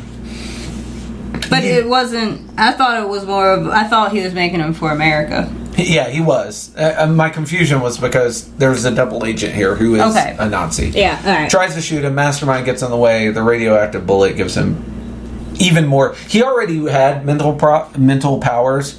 Like, he was already just really smart. There's pictures of him winning lots of money and gambling. And he had sort of a sixth sense that got hyped up. Yeah, by this bullet. And he wakes up and he's like, you know what? I've got superpowers now. My powers are all I have, Richard, but whenever I use them, I die a little more. So I try not to use them unless I have to. Unless I absolutely have to. So, something we didn't know until this point was that every time he uses his powers... it drains him a little bit. It drains his life. And he's like, I need to get out of this life because, hey, I don't want to die. Yeah. And I like the way he leaves. Phantom Reporter says, so I guess I wasn't really surprised when he disappeared in the middle of the night. Mastermind, that is. After he made his bunk, square corners and all, the guards on duty said he never saw Earl walking out. Nobody believed him except me. He didn't see Earl because Earl didn't want to be seen. I try not to think about how much effort it took and how much life he must have lost doing it. It was his choice and he made it. One more down. So he's talking about how everyone's leaving to go do their own thing. Yeah. Like, and he's kind of rudderless. Like, he doesn't know what the fuck he's going to do. He gets a call from the witness, who is fucking recruited by Nick fucking Fury. The witness working for S.H.I.E.L.D. here for Ed. Yeah, God, I wish they did a mini-series about the witness and S.H.I.E.L.D. I fucking love it. Captain Wonder, of course, is still being wonderful. He's going around in Supermaning. And he's covered his icky part of his face with like a golden mask. And rescuing people. And good on him. And then they do a lot to sort of make it very hard to tell what actually happened to Rockman. Yeah, we get a little Rockman voice. This girl thinks she hears, Princess, tell all of them that I found my princess. So, Rockman giving a message back. Yeah. I am 100% choosing to believe. Coming back through it, I think that it's a little less open-ended. They're like, yes, he did. He did get I am 100%, because that is the part that makes me happy. I need for him to have gotten back together with his family. Yes. I need that to have happened. I refuse to accept the reality that he just died. I ain't doing it. It's fair. Phantom Stranger, Phantom Detective, still. You are having so much trouble. We're almost done. Thank God I will never have to say Phantom Detective again. He's still rudderless, and hey, look, they gave her tights. Black Widow comes back, complete with very cool spider tights. She has a very cool costume. Comes back, and the two of them kind of, let's see, they get called up to the top of EXC Enterprises, which it turns out is Mastermind's newest business venture. And he basically says, but here I am, here are you, and the outside these windows is a world in need. Can I count on you? So he's basically hiring the two of them to help fight crime, which is nice. They get another crime fighting thing. That's what humans do. We keep going. So we get some visions of the witness ruining someone's day, who I absolutely am sure deserves it, because 100%. That's the witness's special ability. I love him for Never it, kills the wrong person. Mine. Yeah. And we get Laughing Man he's modified Electro to have more guns, and he's just laughing his ass off and running through a camp of people and just shooting the shit out of all of them. So I mean, it looks like they might be war criminals. Well, this is a very... You see some drugs here and some plastic explosives. They're also they've all got, like, turbans and other vaguely anti-Semitic... Well, he has Tehran spray painted on his chest, so we know where he is and what he's doing. Not Semitic, though. I said the wrong word. Anti-Islamic. Islamic, yeah. But he's killing some people in Tehran for the U.S. government, so I'm sure they're in the wrong. And then we get our final panel. He says, the night air is cool. I can taste the darkness. We move through it together. Fire and Shadow. I hate that, by the way. I like Fire and Shadow. It's a great name for I will this forever team. be annoyed. Look, you don't like them, but Fire and Shadow is a good team name. I don't care if you like them or not. I did not mind Claire. I did not like our reporter, and I just didn't like this. Yeah. This was not... I mean, they gave him I don't like his new outfit. I'll be honest. I think he looked better in the suit than this weird, leather. This is why I think she's rubbing off on him. This is kind of like goth punk outfit. Maybe she does help him improve. Yeah. Well, that's your hope, that if you're in a relationship, the person you're in a relationship will help you improve. And then we have a little last issue. 13 is more of a flashback of the war. Yeah. And you get scenes of Nazis. This was so painful to read. Where is this? Vendor Führer says, "We are the master race." This hurt to read. We is the master race. We is the master race. Yeah, they're making fun of Hitler, though. And this guy, one of the Nazis, is like, you do realize we could be shot for listening to the Yankee propaganda. And the guy's like, we're going to be shot anyways if Ivan gets closer. So probably pay to keep abreast with the AIM's advance. Besides, this is funny stuff. So even the Nazis are making fun of Hitler, which I'm a fan of. It hurt to read. Yeah. I don't particularly love it when they try to write accents, depending on how they do it. Well, it's exactly what was on the radio in the 1940s from the American propaganda. They're like, we will exaggerate Hitler's accent and make him even goofier than he already is. And it's just kind of comedic that this little Nazis in this foxhole are like, yeah, it's kind of funny. Now, reading through this, we get Dynamic Man just absolutely wailing on these Nazis. I know. It kind of, again, it's mixed feelings. It's like when the Corinthian was killing people in Sandman. It's like, man, I didn't have mixed feelings about that. Outside of...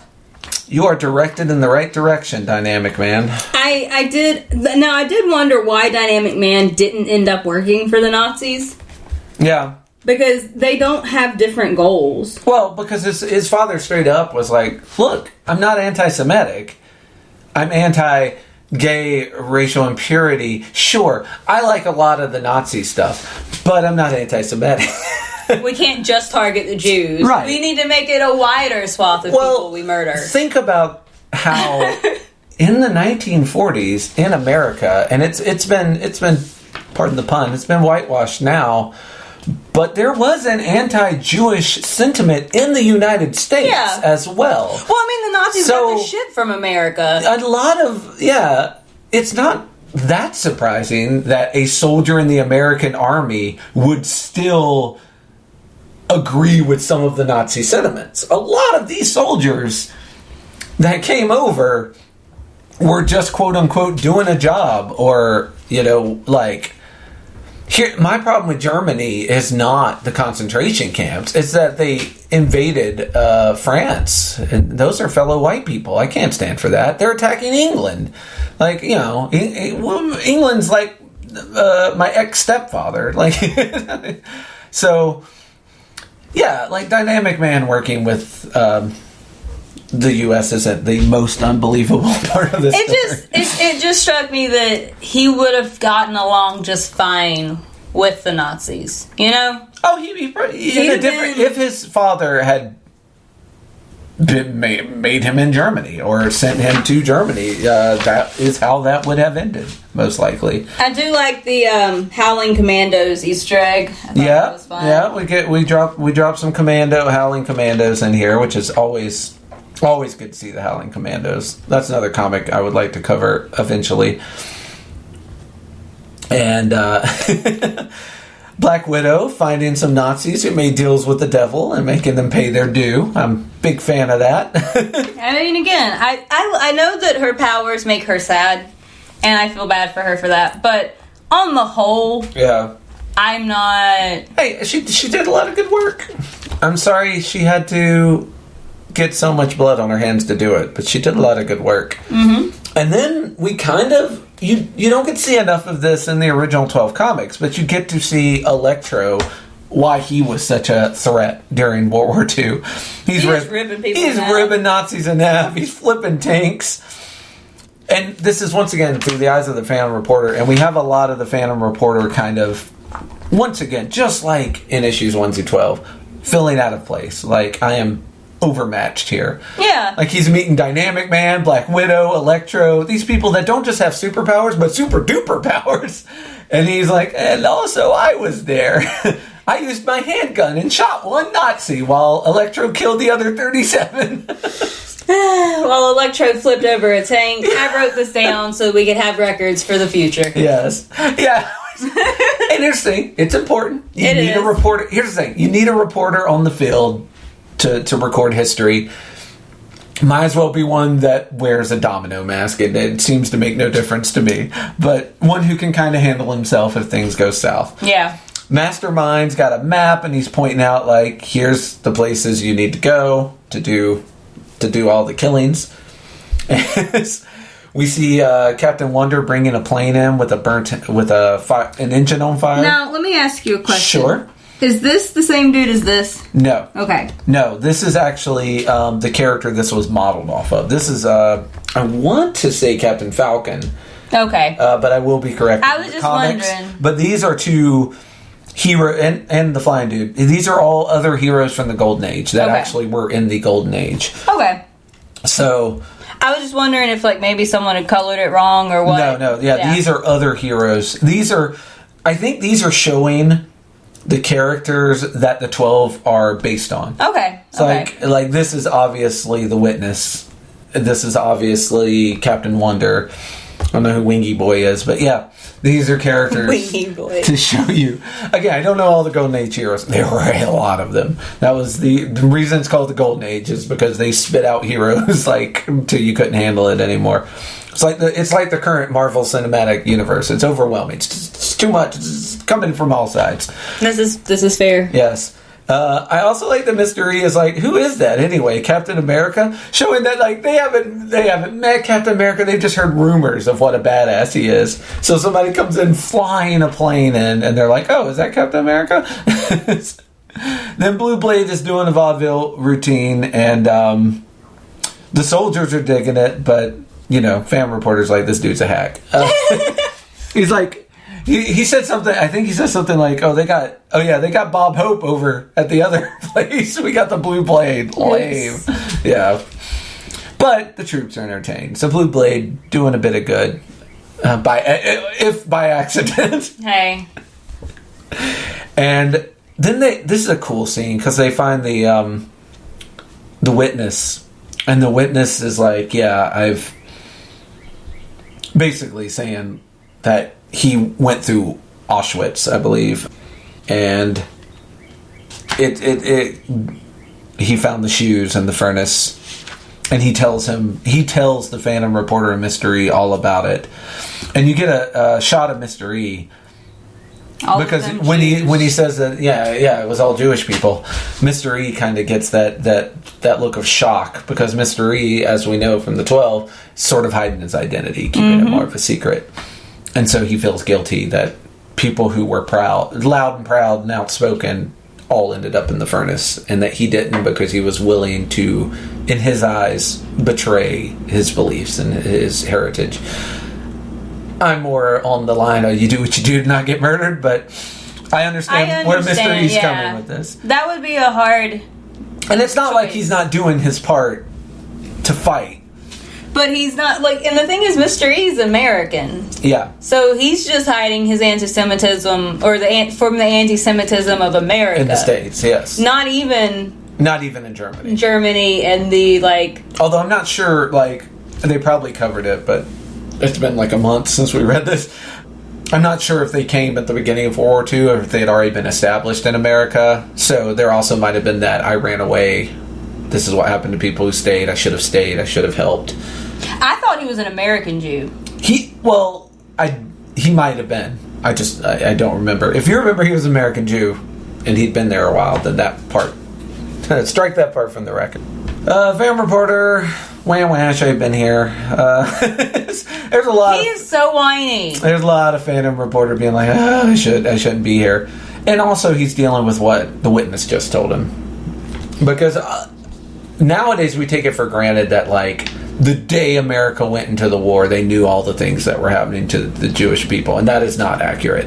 A lot of this stuff was found out en route, especially for average soldier on the beat. Well, and there's a lot of fucked up shit that happened even after they found out what happened. I remember reading that when they liberated the camps, they put they released the Jewish people and some the Polish people or whatever, but they put the homosexuals right back into other camps because it was still illegal, or in jail, excuse me. I think it was still illegal to be gay. Some of the Romani ended up back in other camps as well, correct? Yeah, I don't 100% know about the Romani, but I know the gay homosexuals, because they were considered unsettled, and so they were like, oh, we have nowhere to send you back to, so back in the cages with you. That sounds right. Yeah, like I say, I'm remembering this, but since I cannot bring to mind where I remember it from, could have been a Reddit comment, so don't take it as fact, but I definitely think I recall that. We have our third Captain America sighting. Go Cap! And we see some of the heroes, including this character who I want to bring your attention to. He was called the Wizard. He was a very fast dude. And the Spider-Man villain we all know and love as the Speed Demon was originally called the Wizard, but they changed his name so as not to confuse him with this Golden Age hero. And so he became the Speed Demon, and let me just say, good change. Very good change. The Wizard... The Wizard sounds like he pees quickly. That was what I was going to say. Yeah, sounds like going to the bathroom. Yeah. Yeah. And Phantom... I think this is Made in America. Is that House Made in America? Yeah. So is she a super cleaner? Was this Mr. Clean's wife? I do not know if she actually used mops as weapons, but that was just her name. I just remember her from mentions. I need a time machine. Yeah. There are a couple of people whose asses I would like to kick. What? Made in America? That is the best pun I've heard today. Yeah, that's the best pun I've heard today. In the last 2 hours? Yes, in the last 2 hours since I've been awake. That's the best pun I've heard. Made in America. American made. Oh, see, it works both ways. American made. Yeah. I will pinch you. I just don't understand why sometimes. So, Phantom Reporter decides to bust this party, which is just, again... Oh, yeah, this is how he ends up in hubris. the team. Yeah. He comes in, and an army soldier tries to remove him. He flips the army soldier, and then Captain America... This is probably your favorite panel, right? Captain America slams Phantom Reporter right in the chest with the shield. It's not my least favorite. I'll tell you. Breaks a rib, I'm assuming, and knocks his ass down. And Phantom Reporter would have just possibly been beaten to death right here. But Mastermind... Man, this could have been such a better story. Mastermind steps up to says he needs to be on the team. I don't know why. Part of the crazy turnings of fate. And Phantom Reporter's like, yeah, exactly, just like I said. And I'm like, dude, you owe not just for the things that happened in the 12, but for this, you owe Mastermind a lot. It's true. It's true. Saved your ass. He got you a girlfriend. Like, you might as well... I mean, honestly, Black Widow should have ended up with Mastermind. I'm shipping it now. Like, this was not for you. There were goth girlfriends that could have been had. Dude, he's like creepy vampire. He basically looks like Dracula. Those eyebrows. Man, Mastermind. Love them eyebrows. Anyway, Mastermind says he needs to be on the mission. And, Rockman brings out his fucking rock drill tank. I love that tank. Yeah, which is an amazing steampunk amalgam that I assume he made with, by watching drills working in the mines. He figured out how to create a fucking amazing-ass drill tank, which is a work of art. It is very beautiful. And we get a beautiful full-page spread of Captain America and Mastermind looking down on a train station and a factory where, assuming I would assume Germans are doing German stuff. Is that the torch? Oh, I'm sorry. This is Miss America, not American Made or Made in America. This is Miss America. I think that's worse. Better. No, that's slightly worse. There's no pun there. That's just a title that you give to the prettiest girl in America according to our ridiculous standards. Made in America at least is punny. I don't think puns are funny. This has been Comic Dissection. This is our last episode.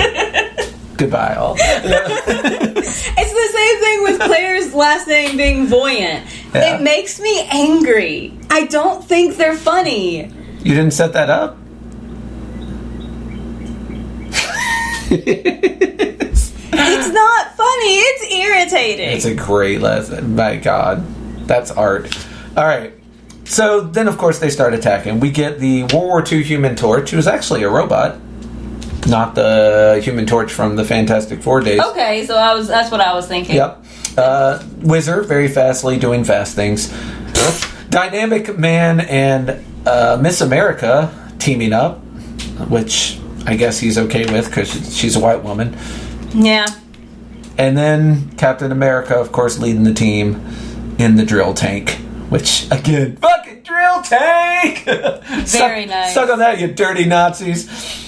Everyone busts out of the back of the tank and starts causing trouble. Mm-hmm. And the Wizard's like, I'm going to get all these people out because, hey, I'm quick. That's what I do. So him and Miss America are on rescue detail. Mm-hmm. Captain America is leading the rest of them where Mastermind tells him to go.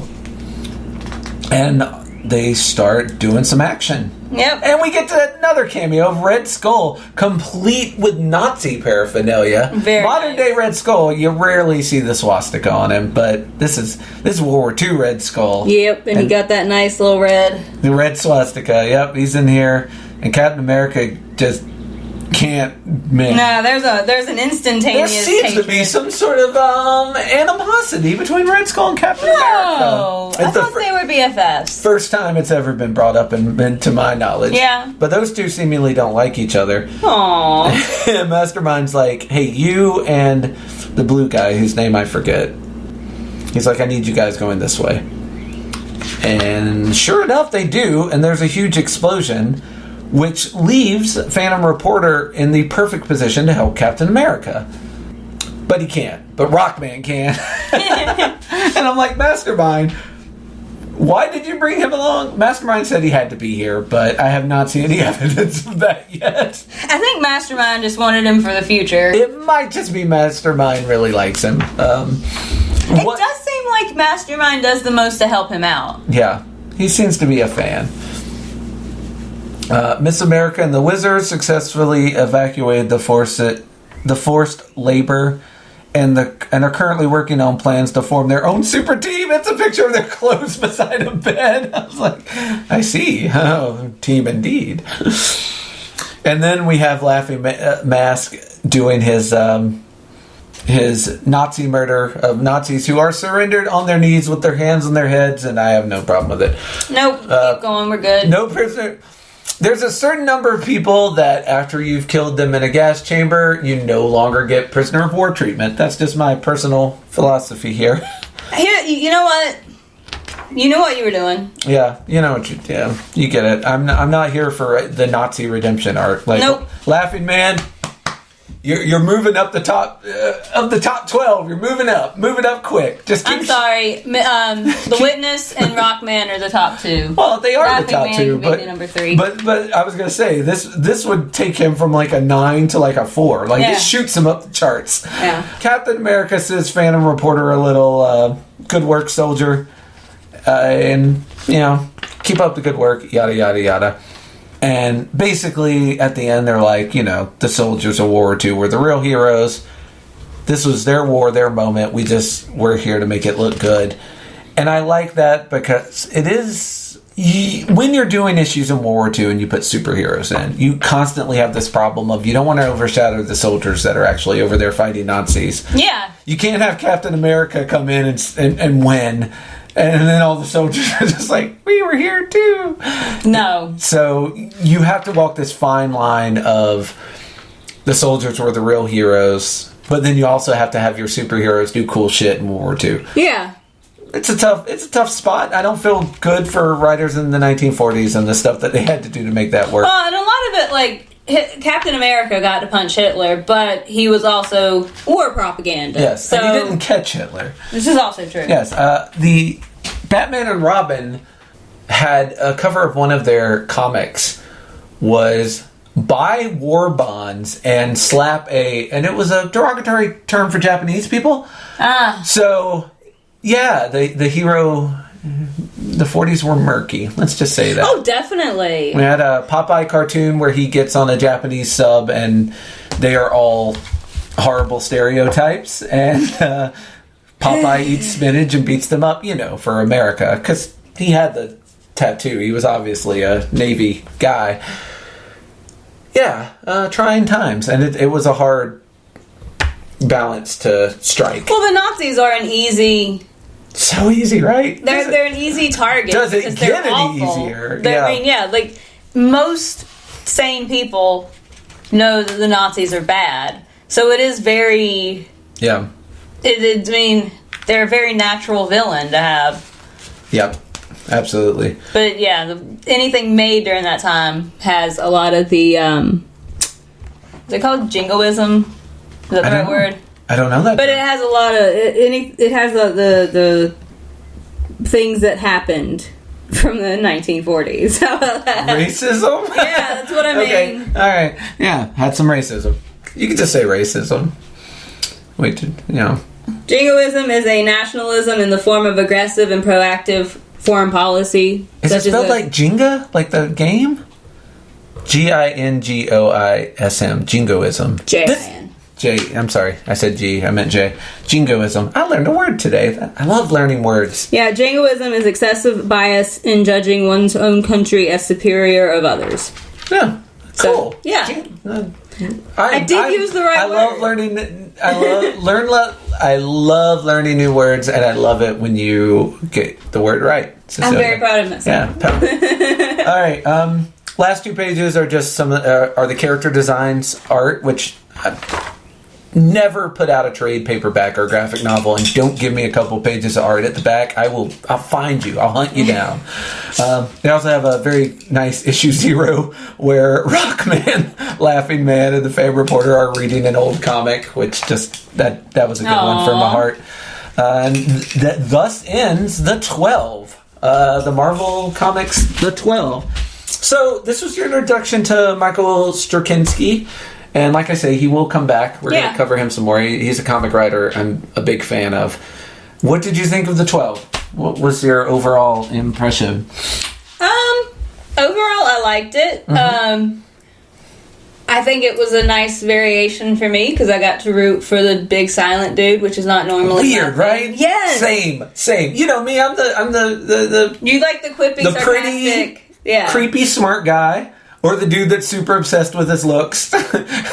Yeah, those are my people. And yeah, Rockman was none of that, but he outpaced all 12 and to become his the man. Likability. Like he's the sweetest. Like, and I'm with you. I'd put the witness as number 2. Like, such a good character.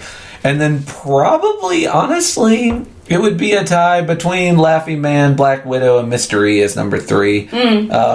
And damn, Mastermind, who, if you just told me his name, probably would have been my number 1. But he's number 4 with a bullet. Like, I love Master. Here's the thing, I like a lot of these characters. Honestly, except for the Phantom Reporter, I like all the characters. Even our villain is a great villain. Like, Dynamic Man, I hate his fucking guts. Ergo, good villain. Yeah. He does his job. Yeah. And they all had enough variability that their stories were unique and their motivations and stuff. And I think Michael does a good job of having lots of characters, and you'll see this again in Rising Stars, which will be the next thing by him we cover. He'll give you 40 characters, but he'll somehow make it so each one has enough character development that you give a little bit of a shit about each of them. In this one, I don't think he had gotten... I don't know if this came before or after Rising Suns, but I don't feel he got there with Phantom Reporter. He was like, well, we need a good guy narrator, so that's this guy. And didn't really put enough into that character. But I think all the other characters were fun and fleshed out and interesting. I would read another comic about any of them. Except for the Phantom Reporter. I'm done with him. Well, yeah, I've already excluded him. About any of the rest of them, I would read another thing. So yeah, I really enjoyed it. Hope you did. Do you got a question? I do, although I lost my big question. A little peek behind the curtain. This is probably, I would say, a month after we've read this. Yeah, it's been a hot minute. And I've lost... I had my big question wasn't with the rest of my notes. It was like written on a small little other paper. Which, not my best decision. I'll say that. So, new big question. I'm throwing it out of nowhere. Okay. Cecilia, you are a superhero. Uh-huh. Design your costume for me. Tell me what your costume would look like. Because the 12 all have such different, unique costumes that I would like to know. I would like you to design your super heroine costume, and I will do the same. And I'm probably going to go ahead and tell you that, much like half the cast in the 12, probably going to be a suit and a domino mask. Like, Nope. Fucking love, like, So, I am going in a totally different direction. All right. And I would go totally steampunk. Oh, steampunk's so good. Yes, I want the damn top hat. Mm-hmm. I want, like, the little gears. Like, the top hat can have a function. I don't know exactly what it would do yet, but, like, I want a fucking top hat. I want the fucking goggles, the big, like... Right. Maybe the goggles have, like, computer shit in them, like Google glasses, but good, actually. Oh, man. It's good. It's good. I want... I'm thinking about changing my answer now. You cannot steal my answer. I'm not stealing yours. I'm letting it influence mine. Because obviously we're going to fight crime together, so we have to have costumes that at the very least don't insult each other. We can do a cane. I'm still in the top hat and the cane. I don't want a mask, mainly because I already have bad enough vision and I'm getting the goggles, so I don't need a mask. Well, the goggles, it will give you this, like something to cover your eyes. Yeah. Let's see. Do I want a skirt or do I want pants? I want the corset for sure, and the corset can double as like bulletproof. It can help protect the vital organs. Yeah, absolutely. Ooh, wings. I want the wings with the gears in them. Ah, steampunk wings. Steampunk wings. Nice. I warn you, kind of vulnerable. Like, they're made of metal though. Sometimes you have to choose form over function, especially when you're in the superhero game and you want those action figure royalties. Sometimes you have to do that. It's true. Yeah. You do want those action figure royalties too. Fuck yeah! Absolutely. I think I'm gonna go with the skirts that are like pleated, like kind of like the plain skirts with the belt. Like that one's got belts. I'm good with that, and you can hang like guns and stuff from them. That way you got backups. Oh, you're gonna need a garter belt too. Then, with another gun. That's fine too. Hot. Yes. So I'd go totally steampunk. The more steampunk, the better. If I'm missing anything, just pretend I added it. Yeah. All right. Well, all right. Still gonna do the suit, but now I'm also going to do steampunk because we got to be a match set. We're gonna fight crime together. I'm gonna have like a duster trench coat. Nice, and the inside pockets, like when you open it, the inside of the jacket will actually be mechanized. There'll be like gears and things that can like shoot out little guns that like fire at someone. Oh. So it'll almost look like I'm flashing people, but then guns will come out and start just I'm gonna have a nice hat. Not a bowler. I'm sorry, Nigma, but probably gonna do like the look at that hat. That's a very cool hat. That's more like the almost the train conductor hat with a big feather on the back. I think I'm gonna do a hat much like Mystery or the Phantom Reporter, like your typical just I don't know what you call that kind of a fedora sort of, but steampunk, so it's not very edgelord. Yeah. Oh yeah. And I will have the domino mask, and I definitely want the suit and the trench coat. And I definitely want guns that can just fucking pop out of anything. As you should. Big fan of guns. And I want, since you're gonna fly, I kind of want a bat goblin glider like Green Goblin has. Ooh. But again, steampunked. So copper instead of silver. It's gonna have the brown look and with the gears and because steampunk is brown for reasons I've never really. Steampunk is what happens when emos discover the color brown. Yes, I think and can't argue it. No, as an emo, yes. When goths discover the color brown, or emos, So I want a cool glider with fucking gears and shit, and I think also. I kind of think I'm going to have a gear theme where like I can actually pull gears out and throw them, but they're going to be razor sharp. Yeah. Nice. I'm going to toss gears. Okay, I'm changing my dress. Okay. Remind me. This is not a visual medium. This is not, but remind me when we drop this episode, and I'll tweet out some pictures. Please do. Yeah, we'll show you our outfits because this was a spur of the moment big question. Because, like I say, I don't know what happened to my actual big question. I'm sad about it. Happy with this big question. This one came better. Yeah. Steampunk is that is my favorite aesthetic. The novel that I'm half-ass working on is steampunk aesthetic. Like all of that. I fucking love steampunk. Oh man, as a look, huge fan. Huge fan. It's so pretty. It is so pretty. But that's all for our big question. In 2 weeks, we are actually going to finish another thing. The prequel to Psycho Pass. We're just finishing things left and right. It really does my heart good. The completionist in me is very pleased about these episodes. 5 and 6. Psycho Pass 5 and 6. We will be finishing Inspector Kogami. Yes. My favorite husbando. Yeah. And finally we'll wrap up this mysteries within mystery. Yay! We love a good convoluted story. We do. We love and hate a good convoluted story. It's a double-edged sword, you know? You're telling me. But until then, word around the street is that you should be your own ally, but if you can't, then come to us. We'll help you out. We'll be your allies. We'll be your allies. If you need backup allies. Yeah, be your own ally, but if you need backup, we're here for you. Yes, sir. Till next time. Bye-bye. Peace.